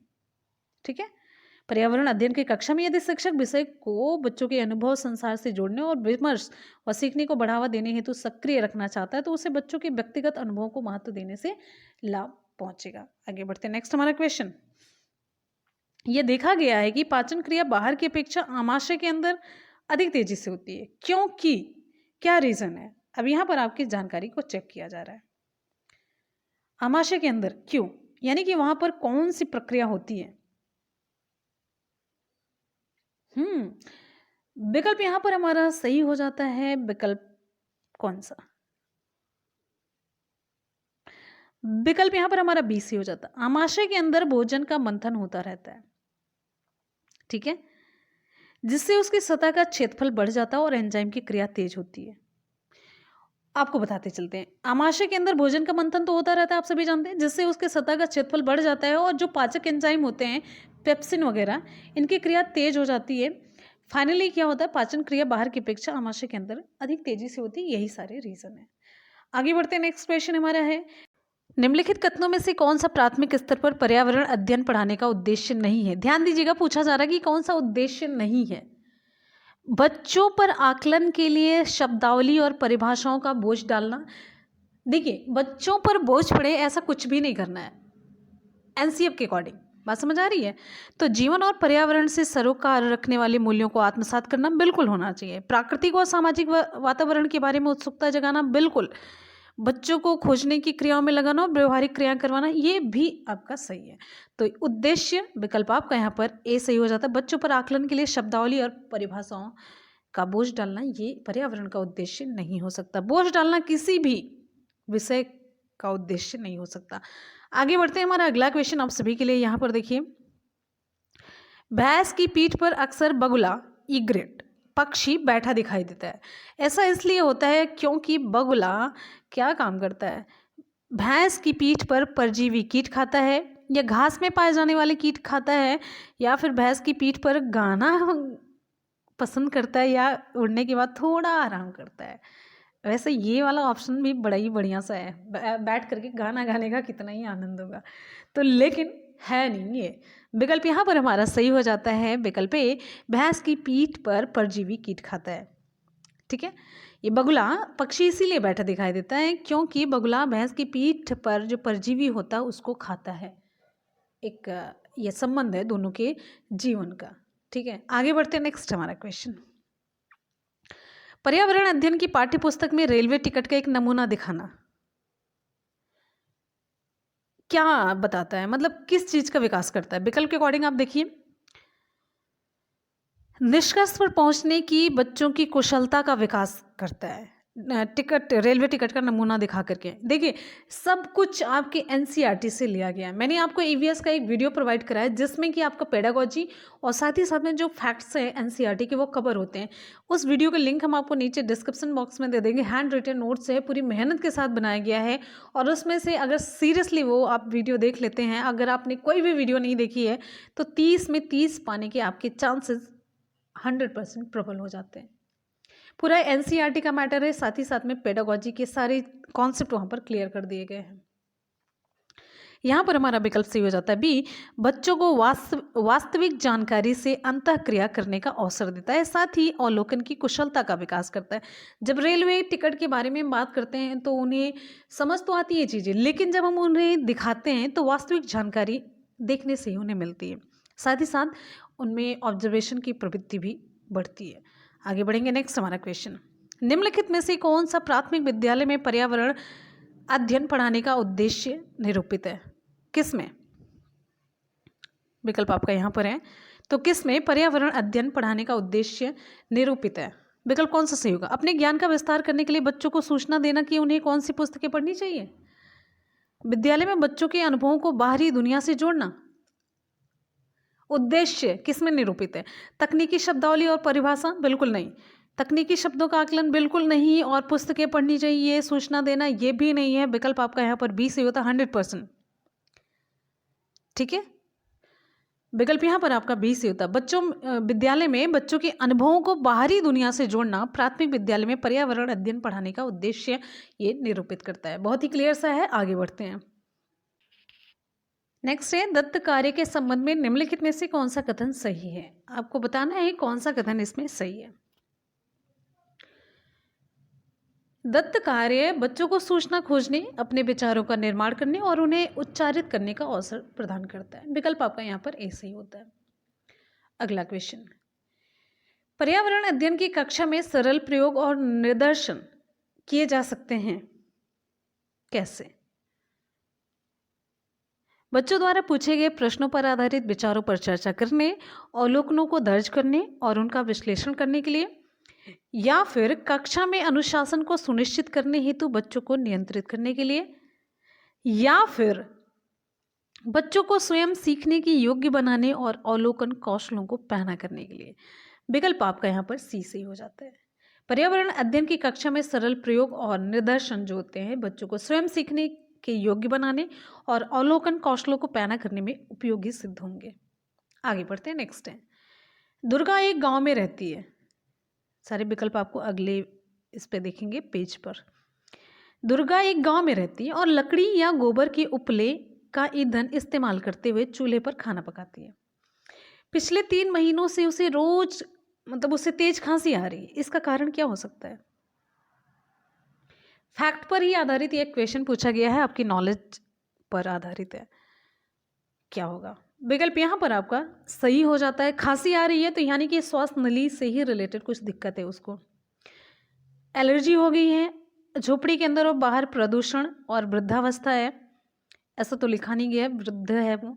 ईंधन के जलने से उत्पादित कार्बन मोनोऑक्साइड जो उसके श्वसन नली में जमा हो गई है, या फिर जलते हुए ईंधन से उत्पादित जो काला धुआं है जो उसके श्वास नली में जमा हो गया। कार्बन मोनोऑक्साइड श्वास नली में जमा नहीं होगी, जमा होगा तो ये धुआं कोयला। विकल्प आपका यहाँ पर डी सही हो जाता है। ठीक है, इससे दम घुटता है, लेकिन वो जैसे कंटिन्यू खाना बना रही तो लगातार उससे खांसी आ रही है। विकल्प यहाँ पर आपका डी से हो जाता है। गैस तो वो छिटक जाएगी। आगे बढ़ते हैं नेक्स्ट क्वेश्चन पर। हमेशा के लिए वो दिक्कत नहीं पैदा करेगी, जब वो गैस रहती तभी तक वो दिक्कत पैदा करेगी। वो भी जब हीमोग्लोबिन से उसके जुड़ने की क्षमता ज़्यादा होती है, इकट्ठे वो काम तमाम कर देती है। अगला क्वेश्चन हमारा है, दोपहर के भोजन अवकाश के बाद पर्यावरण अध्ययन पढ़ाते समय आप यह पाते हैं कि बच्चे पाठ में रुचि नहीं ले रहे हैं, आप क्या करेंगे? दोपहर के भोजन अवकाश के बाद, जब भोजन का अवकाश हो जाता है उसके बाद अक्सर बच्चे उस समय रुचि उतनी तेज़ी से नहीं लेते जितने कि लंच से पहले के जो पीरियड्स होते हैं ना उसमें बहुत ही इंटरेस्ट लेते हैं। उनके पास भी एनर्जी होती है और टीचर के पास भी एनर्जी का लेवल बड़ा तगड़ा होता है सुबह सुबह, एकदम से फ्रेश माइंड। लेकिन यहाँ पर बच्चों के लिए आप क्या काम करेंगे? बिल्कुल सही, बिल्कुल 100%। विकल्प आपका सी से होता है। पाठ को रोचक बनाने के लिए बहुआयामी बुद्धि पर आधारित दृश्य श्रव्य सामग्रियों का प्रयोग करेंगे। विकल्प आपका यहाँ पर सी से हो जाता है, करेक्ट। दोपहर के भोजन अवकाश के बाद पर्यावरण अध्ययन पढ़ाते समय पाठ को रोचक बनाने के लिए बहुआयामी बुद्धि पर आधारित दृश्य श्रव्य सामग्रियों का प्रयोग करके पाठ को आप रुचिकर बनाएंगे। इंटरेस्टिंग आपको बनाना है किसी भी तरीके से, पाठ से रिलेटेड आप कोई भी एक्टिविटी करवाइए, कैसे भी। आगे बढ़ेंगे, नेक्स्ट है, निम्नलिखित में से कौन सा कथन आकलन प्रक्रियाओं के बारे में सबसे कम उपयुक्त है? सबसे कम उपयुक्त पूछा जा रहा है, ध्यान से देखिए। बच्चे को निजी विवरण और व्यक्तिगत पृष्ठपोषण फीडबैक देना वांछनीय अभ्यास है। सबसे कम उपयुक्त पूछा जा रहा है। सीखने के संकेतकों और उप संकेतकों की सूची बनाना रिपोर्टिंग को अधिक विस्तृत बनाता है। ठीक, अच्छा और बहुत अच्छा जैसी टिप्पणियां बच्चे के सीखने के बारे में एक समझ प्रदान करती है। या बच्चों के पोर्टफोलियो में केवल उनके सबसे बेहतर कार्य न होकर सभी तरह के कार्य होने चाहिए। देखिए, जो विकल्प आपका सी से होता है, चारों विकल्प के अकॉर्डिंग जो सी विकल्प आपका है, ठीक है, अच्छा और बहुत अच्छा, ये सारे ऐसे जो कमेंट होते हैं बच्चे के सीखने से संबंधित समझ प्रदान नहीं करेंगे। ठीक है, तो ये कथन आकलन प्रक्रियाओं के बारे में सबसे कम उपयुक्त है। जबकि आकलन प्रक्रियाओं के लिए विकल्प ए है, बी है और रिपोर्ट, ये जो जैसे संकेतक से सूची बनाना ये है, फिर पोर्टफोलियो बनाना। तो मतलब ये सारी चीज़ें इनकी जो आकलन प्रक्रियाएं हैं उनको वो आकलन प्रक्रियाओं को समझने में ज़्यादा उपयुक्त हैं अपेक्षाकृत विकल्प सी के। अगले क्वेश्चन की तरफ बढ़ते हैं, नेक्स्ट है, ये अपेक्षाकृत क्या, ये मदद ही नहीं करेंगे। अगला, दिए गए प्रश्न को ध्यान से पढ़िए। क्या आपने अपने घर या स्कूल के आसपास जानवर देखे हैं जिनके छोटे बच्चे हैं? अपनी नोटबुक में उनके नाम लिखिए। इस प्रश्न के माध्यम से किस प्रक्रमण कौशल का आकलन किया गया है? कौन से कौशल का आकलन किया गया है यहाँ पर? ध्यान से देखिए, कहा गया ना कि जो जानवर देखे हैं जिनके छोटे बच्चे, अपनी नोटबुक में उनके नाम लिखिए। विकल्प यहाँ पर आपका सही हो जाता है विकल्प डी, अवलोकन और रिकॉर्डिंग। अवलोकन और रिकॉर्डिंग प्रक्रमण कौशल का आकलन किया गया। देखिए, अवलोकन और रिकॉर्डिंग प्रक्रमण कौशल में विद्यार्थी अपने आसपास की वस्तुओं को देखकर ऑब्जर्व करता है, अवलोकन करता है कि कौन सी वस्तु है और उसके बाद उन वस्तुओं को नाम सहित चिन्हित यानी रिकॉर्डिंग करता है। तो वही जिनके छोटे बच्चे हैं वो चिन्हित करेगा नाम को और फिर उसके बाद से रिकॉर्ड करता है। अगला क्वेश्चन आप सभी के लिए, क्वेश्चन पूछा जा रहा है, पर्यावरण अध्ययन की अंतः विषय प्रकृति पर्यावरणीय मुद्दों को फिल इन द ब्लैंक द्वारा संबोधित करती है। किसके द्वारा? पर्यावरण अध्ययन की अंतः विषय प्रकृति पर्यावरणीय मुद्दों को फिल इन द ब्लैंक द्वारा संबोधित करती है। किसके द्वारा संबोधित करती है? अंतः विषय जो प्रकृति होती है। बिल्कुल सही है। यहाँ पर देखिए, विज्ञान है, सामाजिक विज्ञान है और पर्यावरण शिक्षा की विषय वस्तु और पद्धति के प्रयोग के द्वारा। यहाँ पर देखिए, सामाजिक विज्ञान और पर्यावरण शिक्षा तो है खाली, लेकिन विज्ञान नहीं है। और यहाँ पर केवल विज्ञान है और यहाँ पर विज्ञान और सामाजिक विज्ञान है। तो तीनों चीज़ें आपके विकल्प डी में मिल रही हैं। ठीक, आगे बढ़ते हैं। क्वेश्चन है, कक्षा 1 में पर्यावरण अध्ययन में शिक्षार्थियों के आकलन के बारे में निम्नलिखित में से कौन सा सत्य है? मौखिक परीक्षाएं, क्योंकि हो सकता है कि बच्चे लिखने में सक्षम ना हो। आपके विचार से कौन कौन से ऑप्शन सही हो सकते हैं? क्या आकलन के बारे में कौन सा कथन आप ज़्यादा सही, सटीक, उपयुक्त मानते हैं? ड्राइंग हो, क्योंकि बच्चों को इसमें आनंद आता है। शिक्षकों का अवलोकन और रिकॉर्डिंग ही उनके अवलोकन के लिए पर्याप्त है।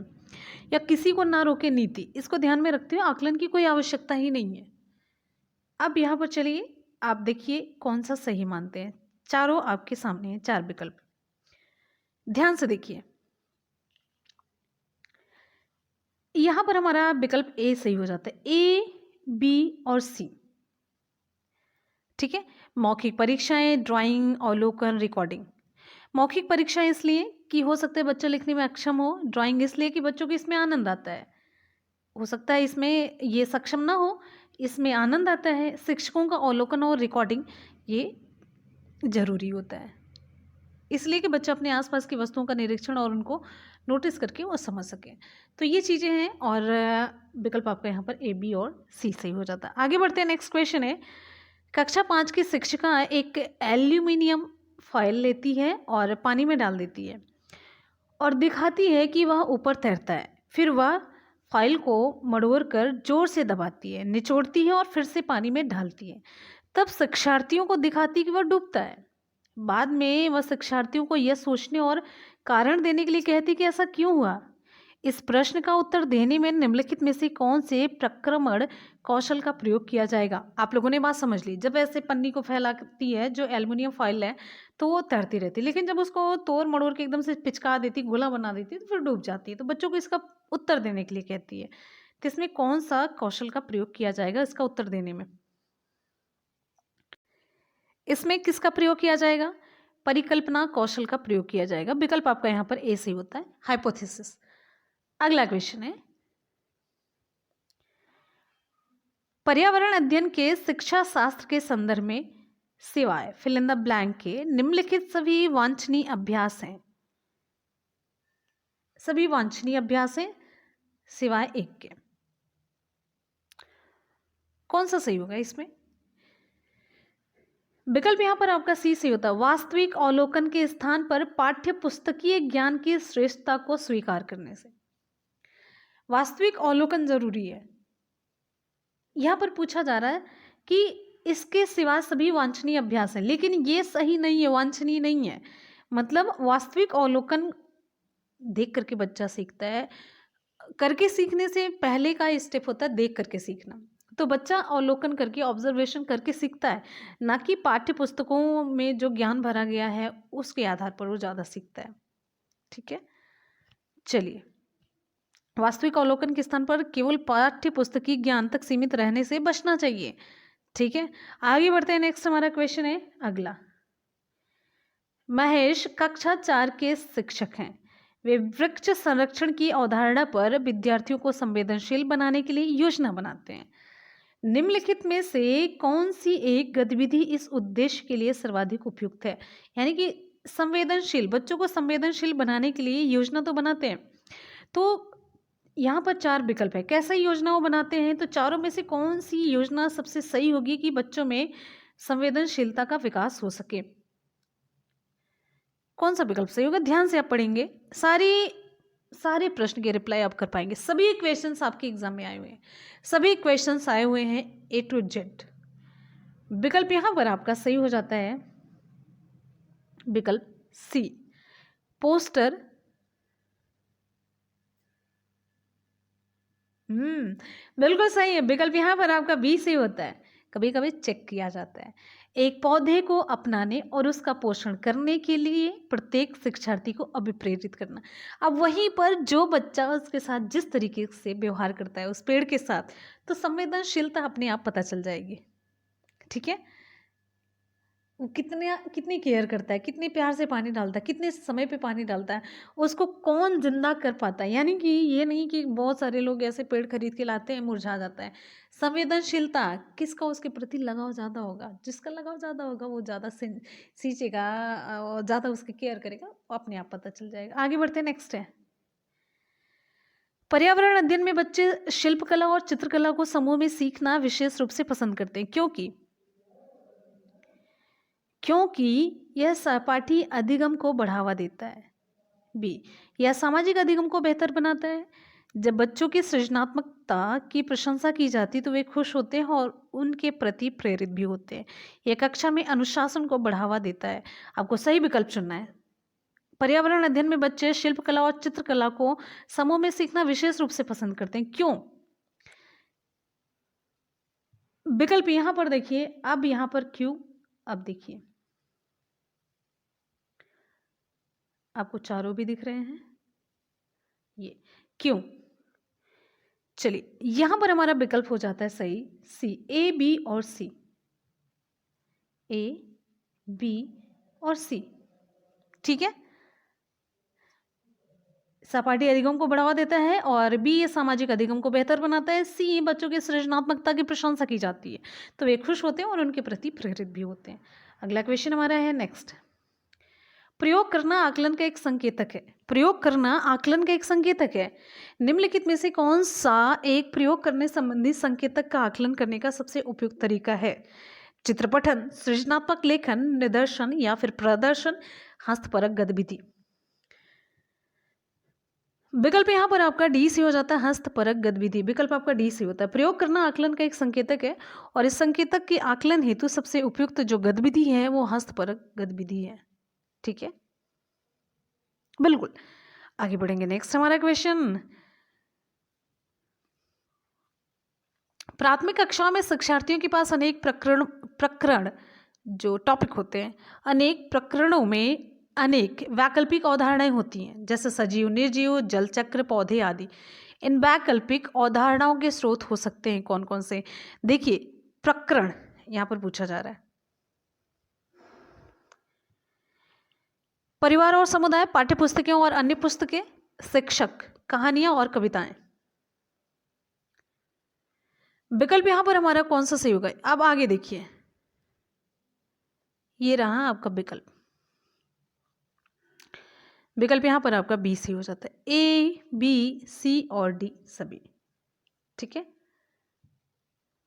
चलिए अगला क्वेश्चन हमारा है, कांच के जार और बोतलों को उनमें अचार भरने से पूर्व सूर्य की धूप में अच्छी तरह सुखाया जाता है। ऐसा क्यों किया जाता है? अगर आपने एनसीईआरटी पढ़ी होगी तो सेम टू सेम लाइन, एक एक शब्द वहीं से पूछा जाता है, लेकिन अगर नहीं पढ़ी होगी तब भी ये नॉलेज बेस्ड है, आप बता सकते हैं। बिल्कुल सही जवाब, विकल्प सी से होता है, नमी को पूर्णतः हटाने के लिए। विकल्प आपका सी से होता है, नमी को पूर्णतः हटाने के लिए धूप में रखा जाता है, जिससे जब नमी नहीं होगी तो वो खराब नहीं होगा अचार, सूक्ष्म जीव पनप नहीं पाएंगे। रेनू की दादी उसे एक सूखा कुआं दिखाते हुए बताती है कि 15-20 वर्ष पहले कुएं में पानी था, लेकिन अब यह पूर्णतः सूख गया है। कुएं में पानी सूखने का क्या कारण हो सकता है? आपको बताना है। देखिए, पेड़ों, कुएं और उनके आसपास के स्थान की मिट्टी को अब सीमेंट से ढक दिया गया इसलिए सूख गया, या आसपास के इलाके में बहुत सारे बोरिंग पंप लग गए हैं, या फिर प्रत्येक व्यक्ति के घर में अब नल होने के कारण कोई भी कुएं का प्रयोग नहीं करता है। चलिए आप बताइए क्या सही होगा। अब यहाँ पर क्या सही होगा इसके लिए आपको विकल्प यहाँ पर ये देखना है। तो विकल्प यहाँ पर आपका ए सही हो जाता है, ए और बी सही है। ए और बी में क्या है? ये विकल्प ए और बी है।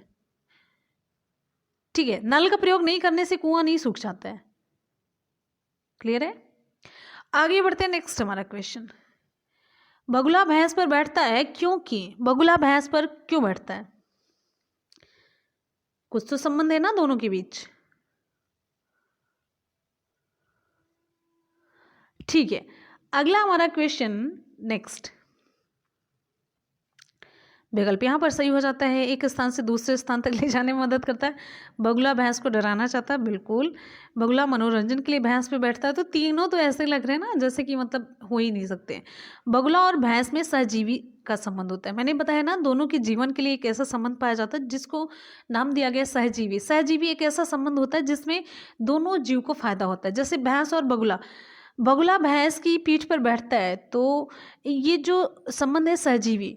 बगुला भैंस की पीठ पर बैठ करके क्या करता है? अपना पेट भरता है। कैसे? उस पे जो कीट पाए जाते हैं जिसे कहते हैं किलनी कहते हैं, तो उसका भक्षण करके भोजन प्राप्त करता है। वहीं दूसरी तरफ जो भैंस है बाह्य परजीवी से निजात पाता है और वो हेल्दी महसूस करती है जो भैंस होती है।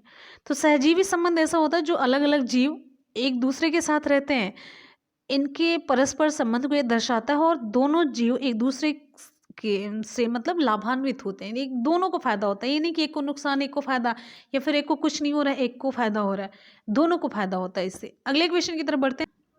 अगला क्वेश्चन है, निम्नलिखित में से जड़ का कौन सा कार्य पौधों के लिए नहीं है? पौधों के लिए नहीं ये पूछा जा रहा है। भोजन भंडारण करना, संचित करना। तो जड़ें भोजन का भंडारण करके फूल जाती, वही हम लोग खाते हैं, मीठी मीठी भी लगती हैं क्योंकि वो स्टार्च का संचय होता है। ह्यूमस उपलब्ध कराना, पौधों को सहारा, बिल्कुल सहारा देती हैं। जब जमीन में जड़ें चली जाती हैं तो पौधा स्थिर रहता है, जब जड़ें हिल जाती है पौधा गिर जाता है। जल और खनिज लवणों का अवशोषण करना, तो ये भी सही है, जड़ से ही खनिज जल इन सभी का अवशोषण होता है और जाइलम नलिकाओं के द्वारा ऊपर पहुंचाया जाता है। ह्यूमस उपलब्ध कराना, विकल्प आपका ये भी जो है ये सही नहीं है। ठीक है, आगे बढ़ते हैं। नेक्स्ट हमारा क्वेश्चन है, ह्यूमस क्या होता है जानते हैं? जो सड़ी गली जैसे पत्तियां गिरती हैं ना, सड़ गल करके एक खाद बना लेती हैं, जैविक खाद, तो वो हो जाता है, वो ह्यूमस है। अगला क्वेश्चन है, जैविक या प्राकृतिक जिसे कहते हैं, जो सड़ी गली पत्तियों से प्राप्त होते हैं वो सारे, उसी को ह्यूमस कहा जाता है। भाषा शिक्षण, यहाँ पर देखिए, भाषा शिक्षण के संदर्भ में बाल साहित्य का उद्देश्य क्या है? भाषा शिक्षण के संबंध में बाल साहित्य का उद्देश्य, अब यहाँ पर भाषा स्टार्ट हो गया। विकल्प यहाँ पर हमारा सही हो जाता है सी, बच्चों को उत्साही पाठक बनने के लिए प्रोत्साहित करना। बाल साहित्य का उद्देश्य बच्चों को उत्साही पाठक बनने के लिए प्रोत्साहित करना। ठीक है, और सभी बाल साहित्य के उद्देश्य के संदर्भ में महत्व के तो हैं, लेकिन उतने महत्व के, कम महत्व के तर्क हैं ये सारे।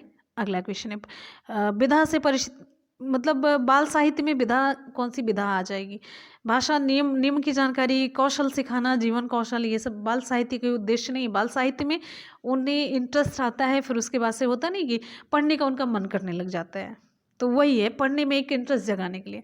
अगला हमारा क्वेश्चन है, संदर्भ में व्याकरण का शैक्षिक निहितार्थ है। संदर्भ में व्याकरण का शैक्षिक निहितार्थ क्या है? विकल्प यहाँ पर आपका सही हो जाता है, व्याकरण पाठ के संदर्भ में सिखाया जाता है। व्याकरण पाठ के संदर्भ में सिखाया जाता है। संदर्भ में व्याकरण का शैक्षिक निहितार्थ होता है, व्याकरण पाठ के संदर्भ में सिखाया जाता है। ठीक है, तो पाठ विशेष में जो निहित व्याकरणिक तथ्य होते हैं उनका उल्लेख संदर्भ में व्याकरण कहलाता है। जैसे पाठ के दौरान आता है ना, शब्दों का अर्थ स्पष्ट करने के लिए उनका संधि विच्छेद करना, समास विग्रह करना, उपसर्ग बताना, प्रत्यय बताना, ये सभी, तो ये होता है संदर्भ में व्याकरण। आगे बढ़ते हैं, नेक्स्ट हमारा क्वेश्चन, तो विकल्प आपका यहाँ पर सही हो जाता है बी। आगे बढ़ते हैं, बच्चों को कहानी सुनाने की उपयोगिता सिद्ध होती है। बच्चों को कहानी सुनाने की उपयोगिता सिद्ध होती है कैसे? बच्चों को कहानी सुनाने की उपयोगिता सिद्ध होती है, विकल्प यहाँ पर आपका सही हो जाता है, कहानी कहने के तरीके द्वारा, कहानी में गुथे हुए नैतिक मूल्यों के आधार पर, कहानी से मिलने वाली ज्ञान विज्ञान की जानकारी द्वारा, या फिर कहानी से मिलने वाली सीख द्वारा। बिल्कुल सही जवाब यहाँ पर होता है, विकल्प आपका सही हो जाता है, कहानी से मिलने वाली सीख द्वारा। कोई भी कहानी हम बचपन से ही सीखते जाते हैं, लास्ट में एक उसका जरूर निहितार्थ होता है कि नहीं होता है? तो बच्चों को कहानी सुनाने की उपयोगिता कहानी से मिलने वाली सीख द्वारा सिद्ध होती है। कॉन्सेप्ट्स के निर्माण में कहानियों का महत्वपूर्ण योगदान होता है। कहानी द्वारा ही बच्चों में नैतिक विकास होता है, नैतिक मूल्यों का विकास होता है। अगला हमारा क्वेश्चन है, अवलोकन को आकलन का भाग तभी कहा जा सकता है जब अवलोकन को आकलन का भाग तभी कहा जा सकता है जब अवलोकन प्रतिदिन प्रत्येक बच्चे का किया जा रहा हो, या फिर लड़के लड़कियों का अलग अलग किया जा रहा हो, या फिर अनिवार्यतः औपचारिक रूप से किया जा रहा हो, या फिर नियमित रूप से किया जा रहा हो। तो यहाँ पर हमारा विकल्प कौन सा सही होगा? अवलोकन को आकलन का भाग तभी कहा जा सकता है जब अवलोकन, विकल्प यहाँ पर हमारा सही हो जाता है प्रतिदिन प्रत्येक बच्चे का किया जा रहा हो। ठीक है, लड़के लड़कियों का अलग अलग अवलोकन ये लैंगिक भेद पैदा करता है। औपचारिक अवलोकन का कोई महत्व नहीं होता, और नियमित अवलोकन में समय अंतराल होने की संभावना होने के कारण ये सटीक नहीं बैठ पाता है। ठीक है, अगला क्वेश्चन है,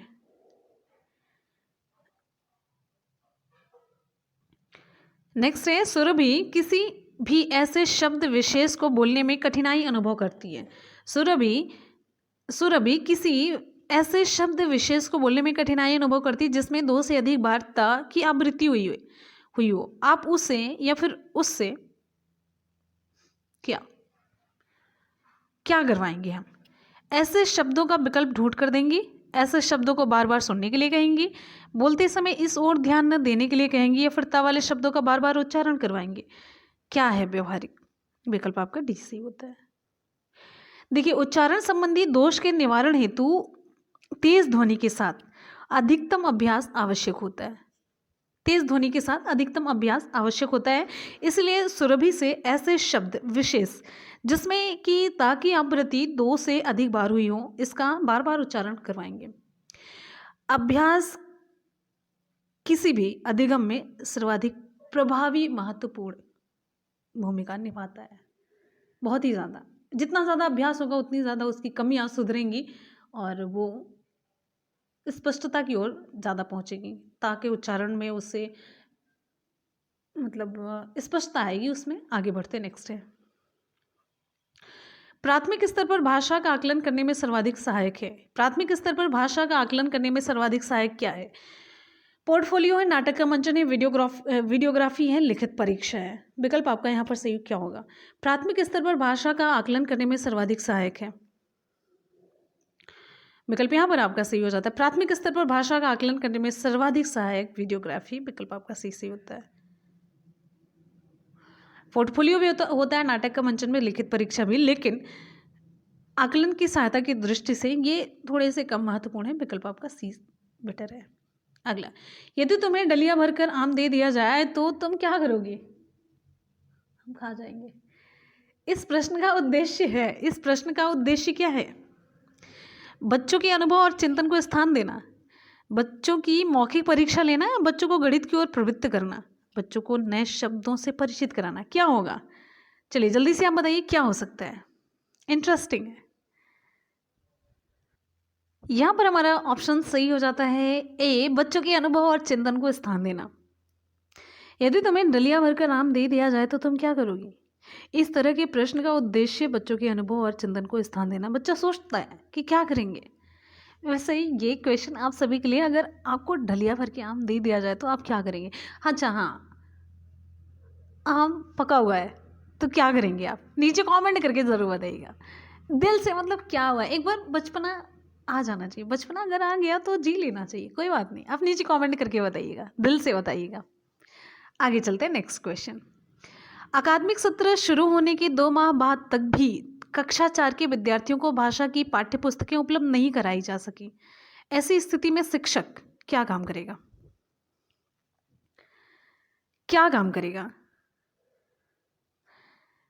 देखिए, पाठ्य पुस्तकें उपलब्ध होने तक पठन लेखन की प्रक्रिया आरंभ ना करवाएं। बिल्कुल ऐसा बिल्कुल भी नहीं होना चाहिए।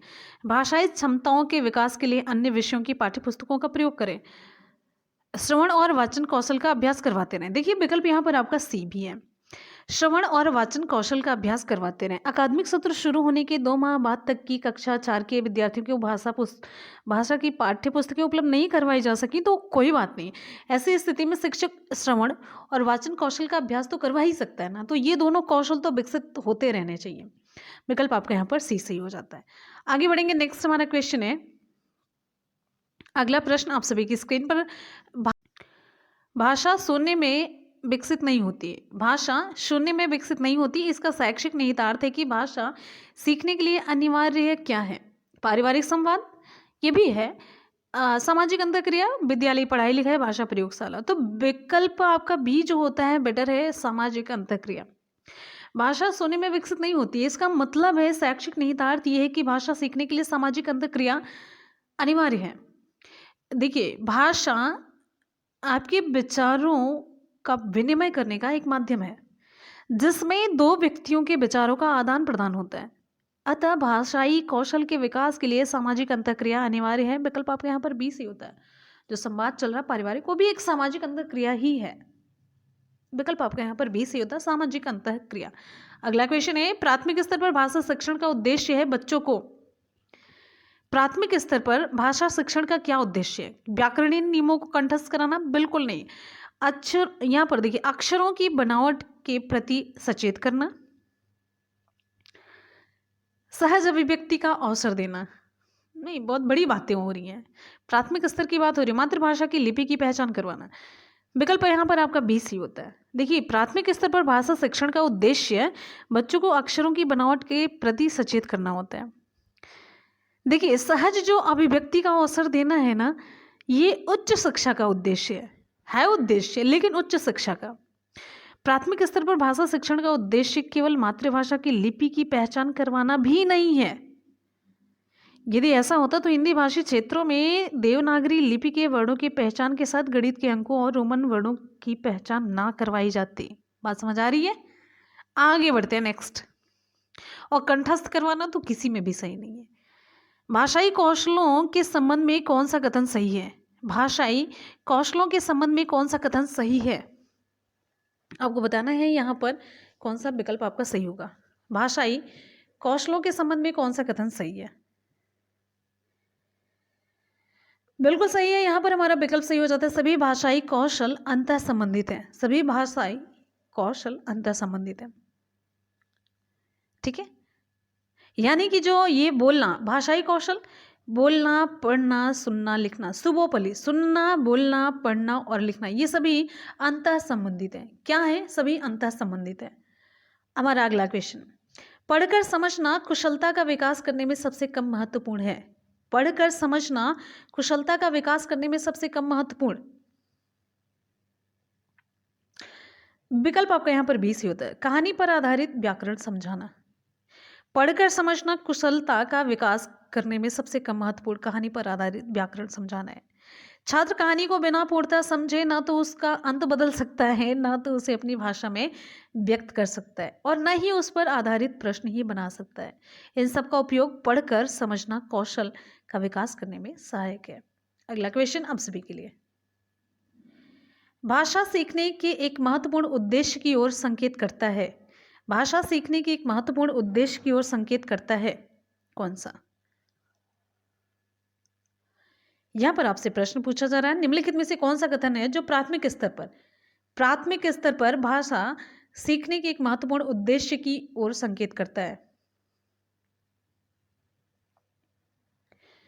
विकल्प आपका डी सी होता है। भाषा को अपने परिवेश और अनुभव को समझने का माध्यम मानना। यह कथन प्राथमिक स्तर पर भाषा सीखने के एक महत्वपूर्ण उद्देश्य की ओर संकेत करता है। नेक्स्ट हमारा क्वेश्चन, भाषा सीखने में शब्दकोश का बहुत महत्व है। निम्नलिखित में से शब्दकोश का सबसे कम महत्वपूर्ण उपयोग कौन सा होगा? वैसे इसका बहुत ही महत्व है, लेकिन निम्न विकल्प में से सबसे कम महत्वपूर्ण उपयोग कौन सा होगा? आपको बताना है सबसे कम महत्वपूर्ण उपयोग कौन सा होगा। विकल्प यहाँ पर आपका सही हो जाता है, अक्षरों वर्णों का क्रम जानना। भाषा सीखने में शब्दकोश का बहुत महत्व है। अक्षरों वर्णों का क्रम जानने में शब्दकोश का सबसे कम महत्वपूर्ण उपयोग होता है। किसी शब्द का अर्थ, उसका समानार्थी और सही वर्तनी जानने में शब्दकोश का बहुत महत्व है। शब्दकोश के माध्यम से अक्षरों वर्णों का क्रम जानना एक मतलब बहुत ही श्रम साध्य कार्य है और समय भी लगता है। हमारा अगला क्वेश्चन आप सभी के लिए है, जब बच्चे भाषा से भिन्न कोई विषय सीखते हैं तो वे क्या करते हैं? जब बच्चे भाषा से भिन्न कोई विषय पढ़ते हैं तो वे विकल्प यहाँ पर आपका सही हो जाता है, साथ साथ भाषा भी सीखते हैं। ठीक है, आगे साथ साथ परीक्षा की तैयारी भी करते हैं, केवल अवधारणा ही बना पाते हैं, केवल विषय ही पढ़ते हैं। विकल्प आपका ए सही होता है। अगला क्वेश्चन हमारा, भाषा शिक्षण के संदर्भ में बहुभाषी कक्षा से तात्पर्य क्या है? बहुभाषी कक्षा से क्या तात्पर्य है? कक्षा में देखिए, ध्यान से पढ़िए फिर रिप्लाई करिए। बिल्कुल सही जवाब है यहाँ पर हमारा, विकल्प सही हो जाता है, विकल्प डी, सभी बच्चों को अपनी अपनी भाषा में बोलने के अवसरों की उपलब्धता। भाषा शिक्षण के संदर्भ में बहुभाषी कक्षा से मतलब है कि सभी बच्चों को अपनी अपनी भाषा में बोलने के अवसर की उपलब्धता होनी चाहिए। विकल्प आपका यहाँ पर डी सही होता है। अगला क्वेश्चन है, यहाँ पर है ना, विकल्प आपका पूरा दिख रहा है, सभी बच्चों को अपनी अपनी भाषा में बोलने के अवसरों की उपलब्धता होती है, ऐसा मतलब होता है बहुभाषी कक्षा से। अगला क्वेश्चन है, व्याकरण के ज्ञान का मुख्य उद्देश्य है। व्याकरण के ज्ञान का मुख्य उद्देश्य क्या है? व्याकरण के ज्ञान का मुख्य उद्देश्य भाषा प्रयोग में व्याकरण का ध्यान रखना, भाषा प्रयोग में अतिशुद्धतावादी होना, व्याकरणिक बिंदुओं की परिभाषा याद करना, व्याकरणिक तत्वों की सूची बनाना। यहाँ पर विकल्प हमारा ए सही होता है, भाषा प्रयोग में व्याकरण का ध्यान रखना। विकल्प आपका ए सही होता है, भाषा प्रयोग में व्याकरण का ध्यान रखना व्याकरण के ज्ञान का ये मुख्य उद्देश्य है। व्याकरण का कार्य भाषा को दोष मुक्त बनाना होता है। व्याकरण के प्रयोग से भाषा अधिकतम शुद्धता की ओर बढ़ती है। अगला हमारा क्वेश्चन आप सभी के लिए, अनुस्वार और अनुनासिक का प्रयोग करने संबंधी त्रुटियों को दूर किया जा सकता है। अनुस्वार एवं अनुनासिक का प्रयोग करने संबंधी त्रुटियों को दूर किया जा सकता है, कैसे? विकल्प यहाँ पर आपका सही हो जाता है, विकल्प सी, स्वयं सही उच्चारण का आदर्श प्रस्तुत करके। अनुस्वार और अनुनासिक का प्रयोग करने संबंधी त्रुटियों को स्वयं सही उच्चारण का आदर्श प्रस्तुत करके दूर किया जा सकता है, क्योंकि भाषा अर्जित कौशल है जिसे अनुकरण द्वारा सीखा जाता है। विकल्प यहाँ पर आपका सी सही होता है। अगला हमारा क्वेश्चन है, शैक्षिक प्रक्रियाओं के मूल्यांकन के संदर्भ में आप किस कथन से सहमति प्रकट करेंगे? विकल्प आपका कौन सा सही होगा? शैक्षिक प्रक्रियाओं के मूल्यांकन के संदर्भ में आप किस कथन से सहमति प्रकट करेंगे? शैक्षिक प्रक्रियाओं का मूल्यांकन, तो विकल्प आपका यहाँ पर डी है और आपको ध्यान से देखना है।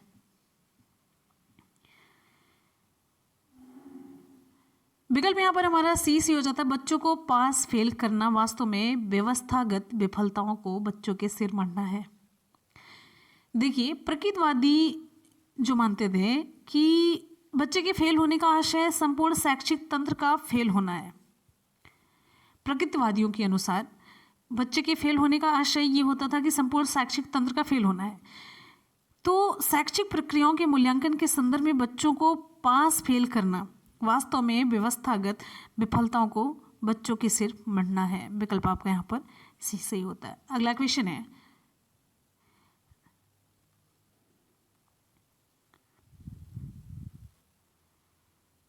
उच्च प्राथमिक स्तर पर लेखन क्षमता का आकलन करते समय आप किस बिंदु को सर्वाधिक महत्व देंगे? उच्च प्राथमिक स्तर पर लेखन क्षमता का आकलन करते समय आप किस बिंदु को सर्वाधिक महत्व देंगे? मिश्रित वाक्य संरचना, विचारों की मौलिकता, वर्तनीगत शुद्धता, तत्सम शब्दावली। विकल्प यहाँ पर आपका सही हो जाता है, विकल्प बी है, विचारों की मौलिकता। विकल्प आपका बी सही होता है, विचारों की मौलिकता। हम उच्च प्राथमिक स्तर पर लेखन क्षमता का आकलन करते समय विचारों की मौलिकता बिंदु को सबसे ज़्यादा महत्व देंगे, क्योंकि उच्च प्राथमिक स्तर पर भाषा शिक्षण का एकमात्र उद्देश्य अभिव्यक्ति की क्षमता का विकास है। ठीक है, अगला क्वेश्चन हमारा नेक्स्ट है, सीखने सिखाने की प्रक्रिया के संदर्भ में आप किस कथन से सहमत हैं? हमारा अगला क्वेश्चन है, सीखने सिखाने की प्रक्रिया के संदर्भ में आप किस कथन से सहमत हैं? सीखने सिखाने की प्रक्रिया के संदर्भ में आप किस कथन से सहमत हैं? यहाँ पर विकल्प हमारा ए सही हो जाता है। हम एक कक्षा में हम जो सीखते हैं उसके सभी अंश अगली कक्षा के लिए अनिवार्य बुनियाद होते हैं। ठीक है, अच्छा, बच्चों को किन्हीं अवधारणाओं को न सीखने के कारण फेल करके रोकना उचित ही है? बिल्कुल गलत है। जो बच्चे पिछली कक्षा की बातें नहीं सीख पाए हैं वे अगली कक्षा में और पिछड़ जाएंगे, तो उन्हें उसी कक्षा में रोक देना चाहिए। रोकना गलत है। यहाँ पर जो बच्चे किसी कक्षा में सीख नहीं पाए उन्हें फेल करके रोकने से जरूरी कि वे सीख जाएं। तो यहाँ पर देखिए, ये देखिए विकल्प आपका ये जो सही होता है, एक कक्षा में हम जो सीखते हैं उसके सभी अंश अगली कक्षा के लिए अनिवार्य बुनियाद होते हैं। सीखने सिखाने की प्रक्रिया के संदर्भ में हम इस कथन से ज़्यादा सहमत हैं, विकल्प जो ए में लिखा है। तो देखिए, शेष जो कथन है सीखने सिखाने की प्रक्रिया के लिए ये तर्क संगत नहीं है। अगले क्वेश्चन की तरफ बढ़ते हैं। नेक्स्ट है अगला, कक्षा 8 के लिए पाठ्य पुस्तक का निर्माण करते समय महत्वपूर्ण क्या है? कक्षा 8 उच्च प्राथमिक स्तर के लिए पाठ्य पुस्तक का निर्माण करते समय महत्वपूर्ण क्या है? विकल्प आपका यहाँ पर बी से होता है, विधागत विविधता होनी चाहिए। इससे पुस्तक की रोचकता बनी रहती है और साथ ही साथ में अधिगम प्रक्रिया अधिक प्रभावी होती है। और तीनों विकल्प में एक और पर्टिकुलर बातें कही गई हैं, स्पेसिफिक बातें। कुल मतलब पर्टिकुलर कोई स्पेसिफिक चीज़ है, इसको करा गया व्याकरणिक तत्वों का समावेश है और पाठों की संख्या सीमित होना, प्रसिद्ध लेखकों की रचनाएं। तो स्पेसिफिक बात ना होकर के एकदम से विविधता इसमें भरी हुई होनी चाहिए। विकल्प आपका बी सही होता है। अगला क्वेश्चन है, पाठ्य पुस्तक को आधार बनाकर पूछे जाने वाले प्रश्न कैसे होने चाहिए? पाठ्य पुस्तक को आधार बनाकर के पूछे जाने वाले प्रश्न कैसे होने चाहिए? विकल्प यहाँ पर आपका सही हो जाता है, पाठ में दिए गए तथ्यों पर ही आधारित होने चाहिए। जब पाठ्य पुस्तक को आधार बनाकर के प्रश्न पूछा जा रहा है तो पाठ में दिए गए तथ्यों के आधार पर ही आधारित होने चाहिए। ठीक है, पाठ की विषय वस्तु का विस्तार करने वाले प्रश्न ही पूछे जाने चाहिए और वो भी ये उच्च प्राथमिक स्तर यानी कि माध्यमिक स्तर पर ही पूछे जाते हैं। अगला क्वेश्चन है,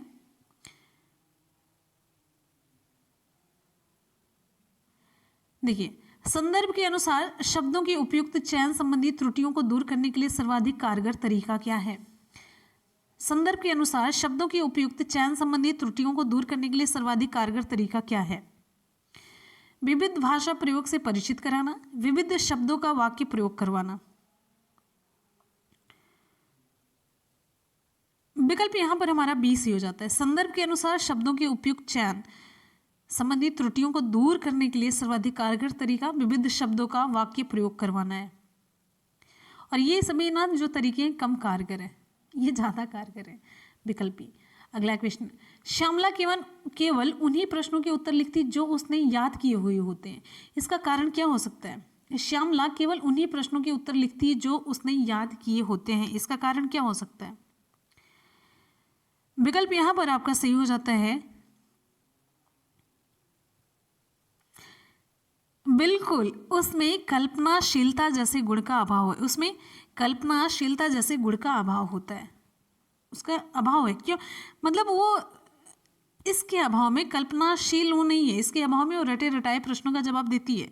यानी कि कल्पनाशीलता जैसे गुण के अभाव के कारण ही श्यामला केवल उन्हीं प्रश्नों के उत्तर लिखती जो उसने रटे हुए होते हैं, कंठस्थ किए हुए होते हैं। आगे बढ़ते हैं। नेक्स्ट हमारा क्वेश्चन, किस तरह के बच्चों को हिंदी भाषा सीखने में अधिक कठिनाई का सामना करना पड़ेगा? कौन सा बच्चा है जिसे हिंदी भाषा सीखने में अधिक कठिनाई का सामना करना पड़ेगा? विकल्प आपका यहाँ पर कौन सा सही होगा? जिनकी मातृभाषा मानक हिंदी में है, मातृभाषा सरल है, हिंदी से भिन्न है।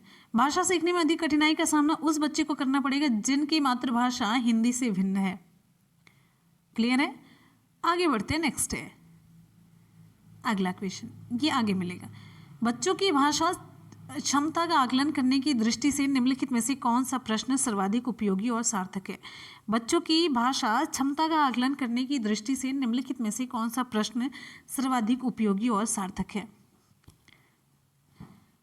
ध्यान से देखिए विकल्प यहाँ पर कौन सा सही होगा। चलिए हम यहाँ पर आपको चारों विकल्प दिखा देते हैं। विकल्प यहाँ पर कौन सा सही होगा? विकल्प यहाँ पर आपका डी से हो जाता है, फेरी वालों की आवाज़ें सुनिए और किसी एक का कक्षा में अभिनय करके दिखाइए। बच्चों की भाषा क्षमता का आकलन करने की दृष्टि से दिए गए विकल्पों में सर्वाधिक उपयोगी और सार्थक है कि उन्हें कहा जाए फेरी वाले की आवाज़ सुनिए और किसी एक का कक्षा में अभिनय करके दिखाइए। तो ये ज़्यादा उपयुक्त है अपेक्षाकृत इन सभी से। अगला क्वेश्चन हमारा नेक्स्ट है, सभी भाषाई कुशलताएं क्या हैं? एक दूसरे से संबद्ध हैं, एक दूसरे से बढ़कर हैं, एक दूसरे से अलग हैं, एक दूसरे को प्रभावित नहीं करती हैं। सभी भाषाई कुशलताएं विकल्प यहाँ पर आपका ए सही होता है, एक दूसरे से संबद्ध है। सभी भाषाई कुशलताएं एक दूसरे से संबद्ध है। भाषाई कौशल या कुशलताओं से मतलब होता है सुनना, बोलना, पढ़ना, लिखना, ये प्रत्येक कौशल एक दूसरे से संबंधित है। अगला क्वेश्चन हमारा है, नेक्स्ट है, भाषा का प्रमुख प्रकार्य क्या है?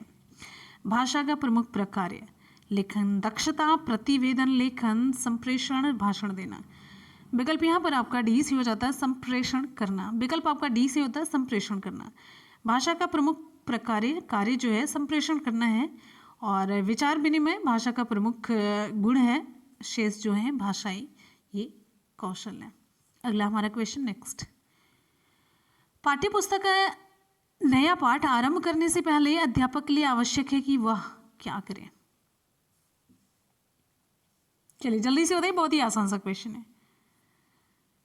पाठ से मिलने वाली सीख के बारे में बताए, या फिर पाठ के मूल भाव पर बातचीत करें, श्याम पट पर लिखकर उसका अर्थ बताएं, या फिर रचनाकार का परिचय करवाएं। तो विकल्प यहाँ पर हमारा बी से होता है, पाठ के मूल भाव पर बातचीत करें। इससे बच्चों का मस्तिष्क उसी दिशा में सोचने को तैयार हो जाता है, उसी दिशा में सोचने को तैयार होता है, और पाठ से मिलने वाली सीख के बारे में तो अंत में बताया जाता है, ठीक है।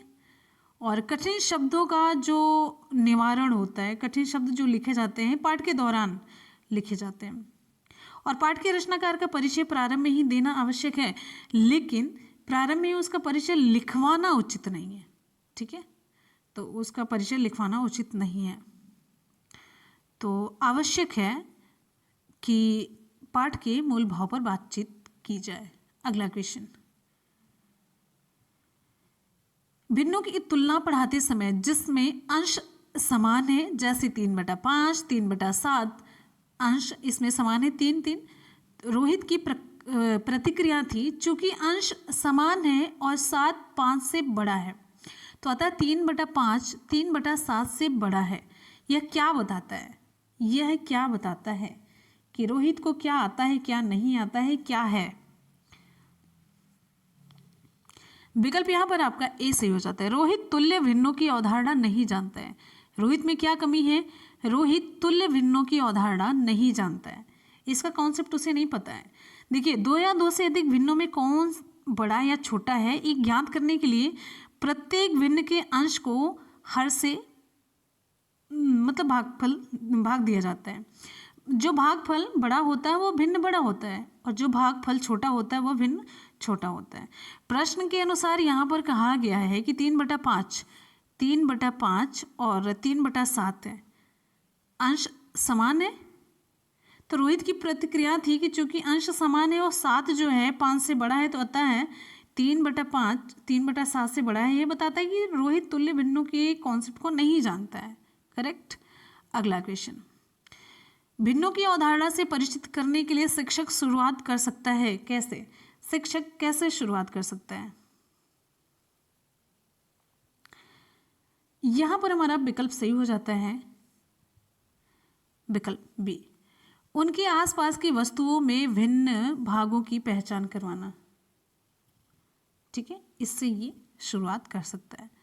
अगला क्वेश्चन है, संख्या है 49532 का सन्निकट 1000वां मान क्या होगा?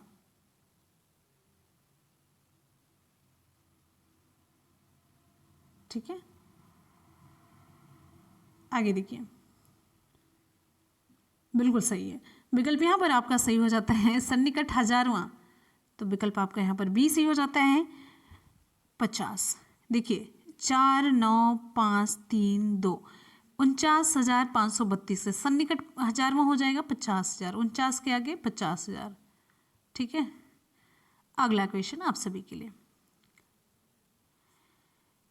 बच्चे के पर्यावरण में जो वस्तुएं लुढ़कती या फिसलती हैं उन पर कक्षा में चर्चा शुरू करो।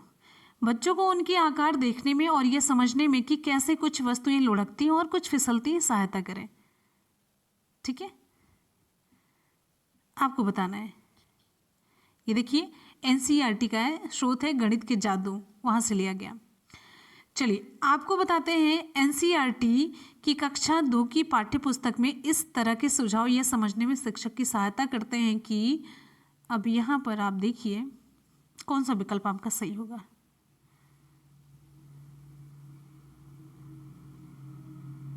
विकल्प यहाँ पर आपका ऐसे होता है, निदर्शन से संपूरित चर्चाएं विद्यार्थियों को संकल्पनाओं को बेहतर तरीके से समझने में सहायता करती हैं। देखिए, बच्चों के पर्यावरण में जो वस्तुएं लुढ़कती है फिसलती हैं, बच्चों को उनके आकार देखने में और ये समझने में कि कैसे कुछ वस्तुएं लुढ़कती हैं और कुछ फिसलती हैं, तो ये समझने में निदर्शन से संपूरित चर्चाएं विद्यार्थियों को संकल्पनाओं को बेहतर तरीके से समझने में सहायता करती हैं। उनका कॉन्सेप्ट क्लियर होता है भाई, एक तरीके से पूरी तरीके से जब तक वो समझते हैं, जानते हैं कौन सी फिसल रही कौन सी लुढ़क रही, तो उनका एक कॉन्सेप्ट क्लियर होता है कि जो गोल सी होती है, चिकनी होती है, फिसल जाती है, तो वो मतलब ऐसे ही कुछ लुढ़कती हैं, ऐसा कॉन्सेप्ट। गोल सी है तो लुढ़केगी, पहला जो मैंने बताया अभी वो लुढ़कने वाली, एक उनका कॉन्सेप्ट बनता है। आगे बढ़ेंगे। क्वेश्चन है हमारा, एनसीईआरटी की कक्षा 4 की गणित की पाठ्य पुस्तक के पाठों में इस तरह के शीर्षक हैं, कबाड़ी वाली, भोपाल की सैर, दुनिया कुछ ऐसी दिखती, ये परिवर्तन किया गया है।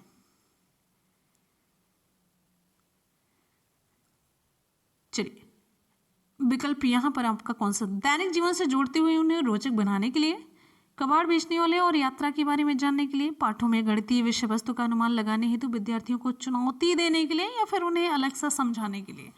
यहाँ पर विकल्प हमारा सही हो जाता है, दैनिक जीवन से जोड़ते हुए उन्हें रोचक बनाने के लिए। ठीक है, अगला क्वेश्चन, कुछ आमों का भार 2 किलो 600 ग्राम है और कुछ सेबों का भार 1 किलो 450 ग्राम है। आमों का भार सेबों के भार से कितना अधिक है? आमों का भार सेबों के भार से कितना अधिक है? कितना होगा, जल्दी से बताइए। देखिए, कुछ आमों का भार कितना है? 2 किलो 600 ग्राम, ठीक है। और कुछ सेबों का भार कितना है? 1 किलो 450 ग्राम।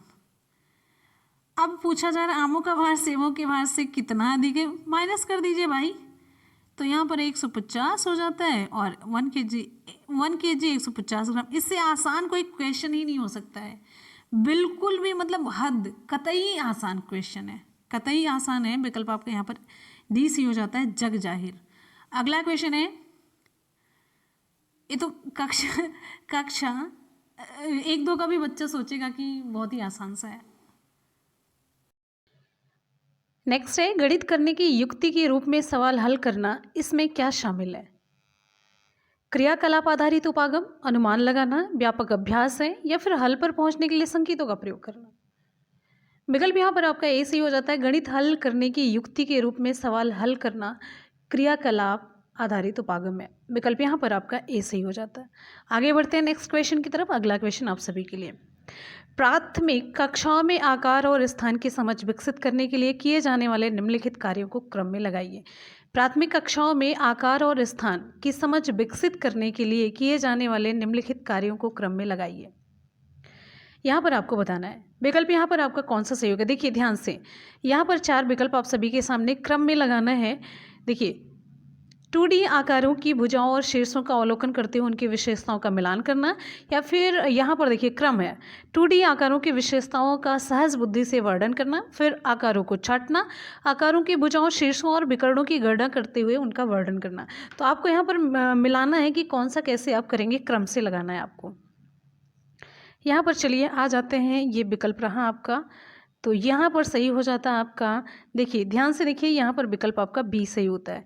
सी है, ए है, डी है, फिर बी है। सी में यहाँ पर पहले छांटेंगे, देखिए ध्यान से, सी है, ए है, डी है और बी है। तो सी में यहाँ पर आप देखिए, सी में 2D आकारों को पहले छांटते हैं, फिर उसके बाद से चलते हैं ए की तरफ। 2D आकारों की भुजाओं और शीर्षों का अवलोकन करते हुए उनकी विशेषताओं का मिलान करेंगे कि जो हैं क्या वैसी विशेषताएं हैं कि नहीं है। फिर उसके बाद आते हैं हम डी की तरफ, उनका वर्णन करेंगे। फिर उसके बाद से भुजाओं, शीर्षों और विकर्णों की गणना करते हुए उनका वर्णन करेंगे। फिर उसके बाद से लास्ट में आ जाता है 2D आकारों की विशेषताओं का सहज बुद्धि से वर्णन करेंगे। क्लियर है? आगे बढ़ते हैं, नेक्स्ट हमारा क्वेश्चन आप सभी के लिए, गणित में निदानात्मक परीक्षण का उद्देश्य क्या है? गणित में निदानात्मक परीक्षण का उद्देश्य, गणित में निदानात्मक परीक्षण का उद्देश्य क्या है? विकल्प यहाँ पर आपका कौन सा सही होगा? बिल्कुल यहाँ पर हमारा विकल्प सही हो जाता है सी, बच्चों की समझ में निहित रिक्तियों को जानना। निदानात्मक परीक्षण का गणित में निदानात्मक परीक्षण का उद्देश्य होता है बच्चों की समझ में निहित रिक्तियों को जानना। विकल्प आपका यहाँ पर सी सही होता है। अगला हमारा क्वेश्चन है 407928 को पढ़ा जाएगा, क्या पढ़ेंगे हम? 40 79 28 407928 को क्या पढ़ा जाएगा? बहुत ही आसान सा क्वेश्चन है, मिला करके पढ़ना है, कितना हज़ार कितना लाख कितना जो भी है। विकल्प यहाँ पर हमारा सही हो जाता है 4 लाख।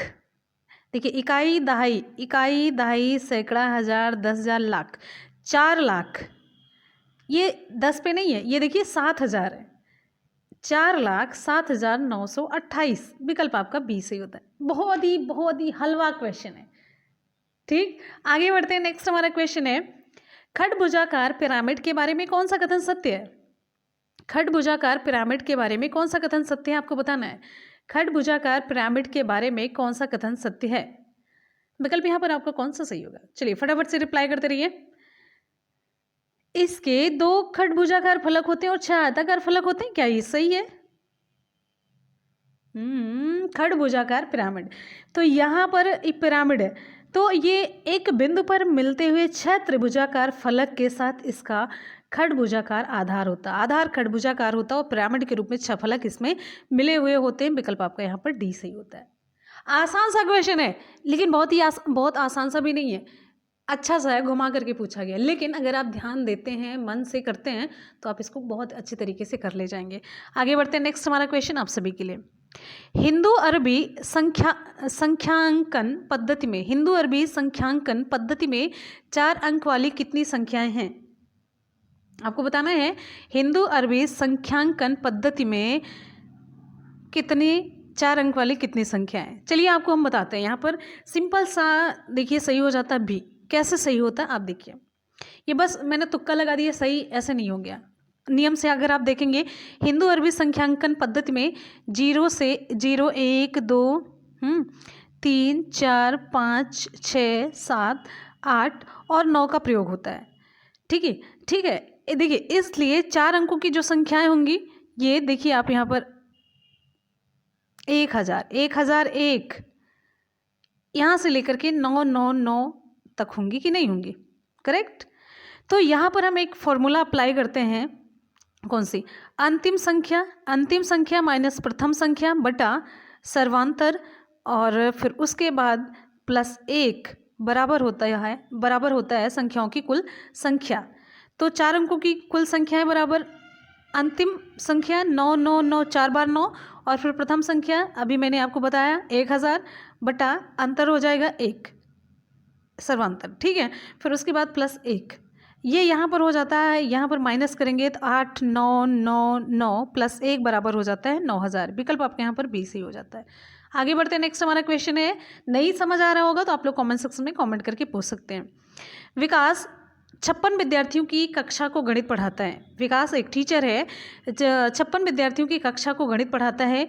उसका यह विश्वास है कि यदि परीक्षा के तुरंत बाद प्रतिपुष्टि फीडबैक दी जाए तो वह प्रभावी होती है। वह 10 अंकों की एक छोटी कक्षा परीक्षा का आयोजन करता है।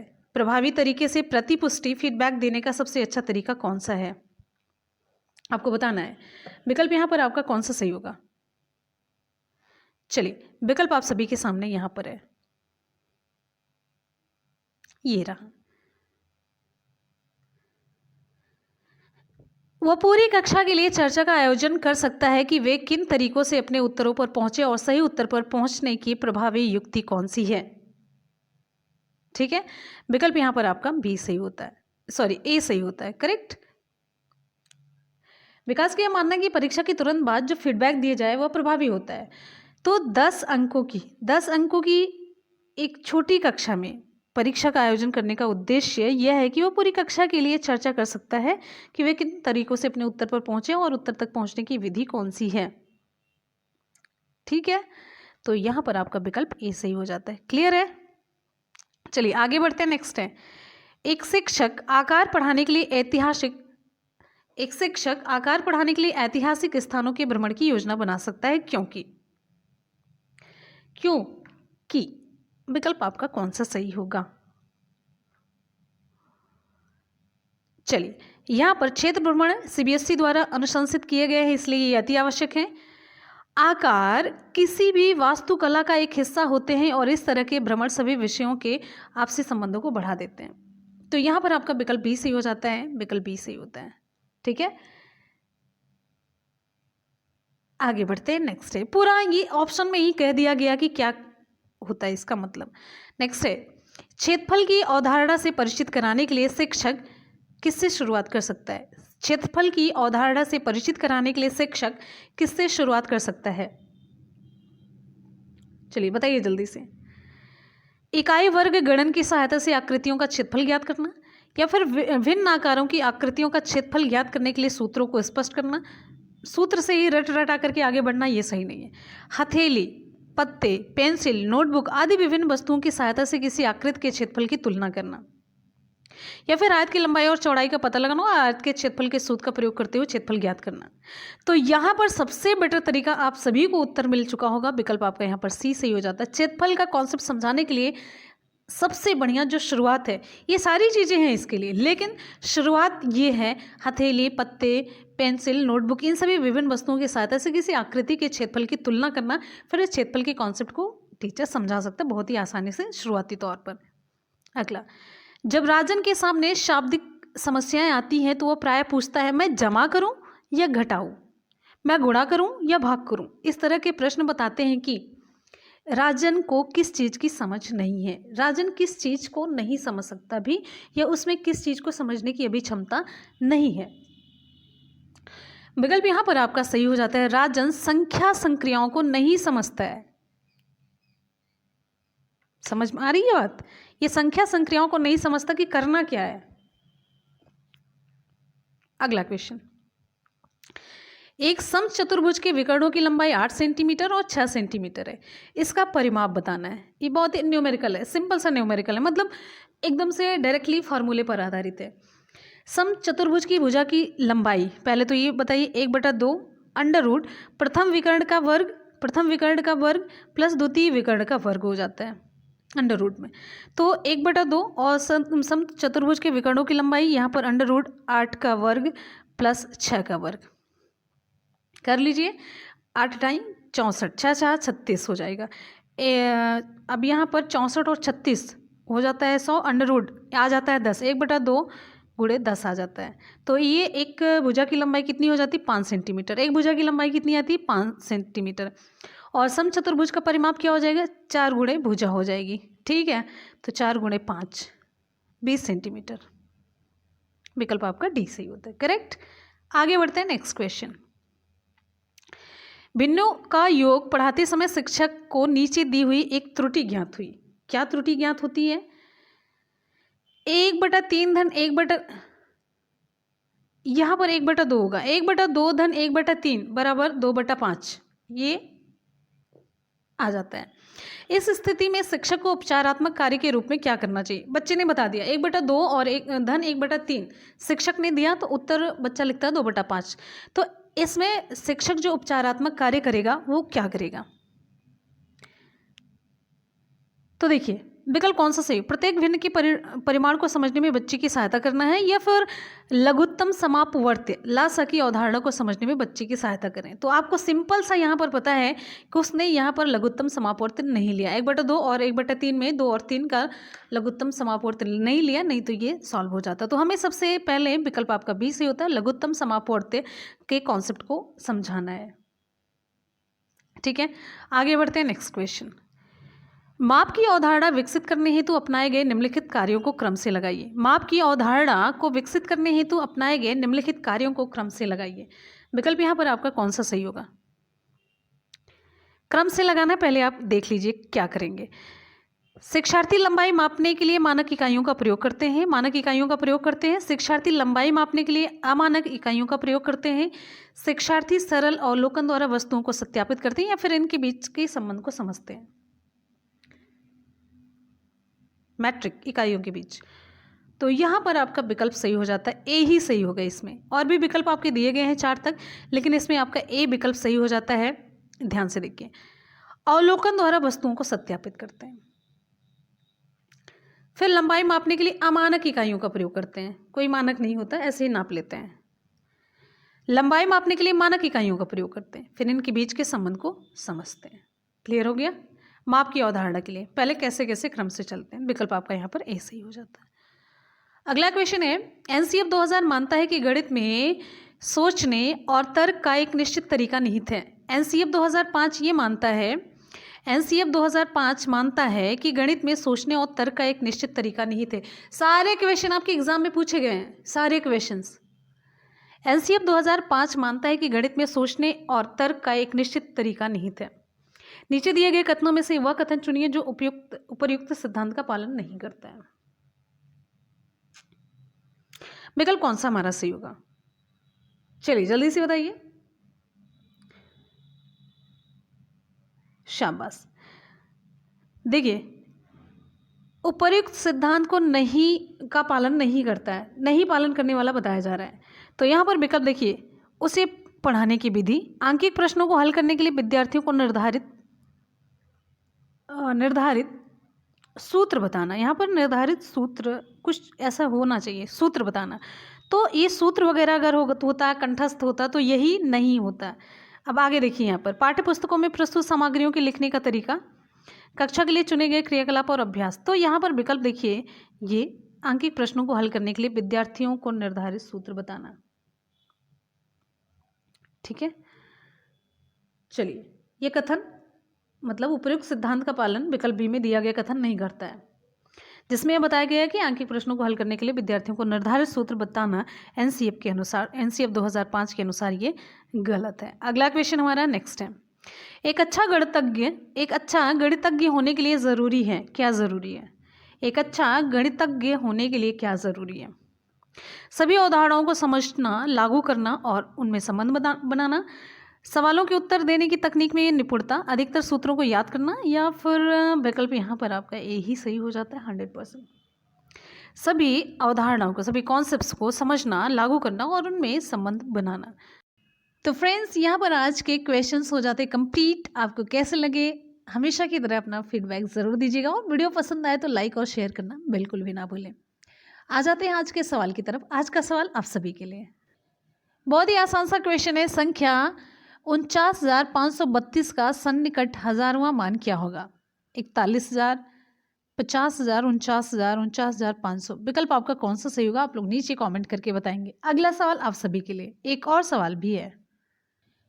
हमारा दूसरा सवाल है, कांच के जार तथा बोतलों को उनमें अचार भरने से पूर्व सूर्य की धूप में अच्छी तरह सुखाया जाता है, ऐसा क्यों है? ऐसा क्यों है? विकल्प यहाँ पर आपका कौन सा सही होगा? दूसरा सवाल। अब लास्ट में तीसरा सवाल।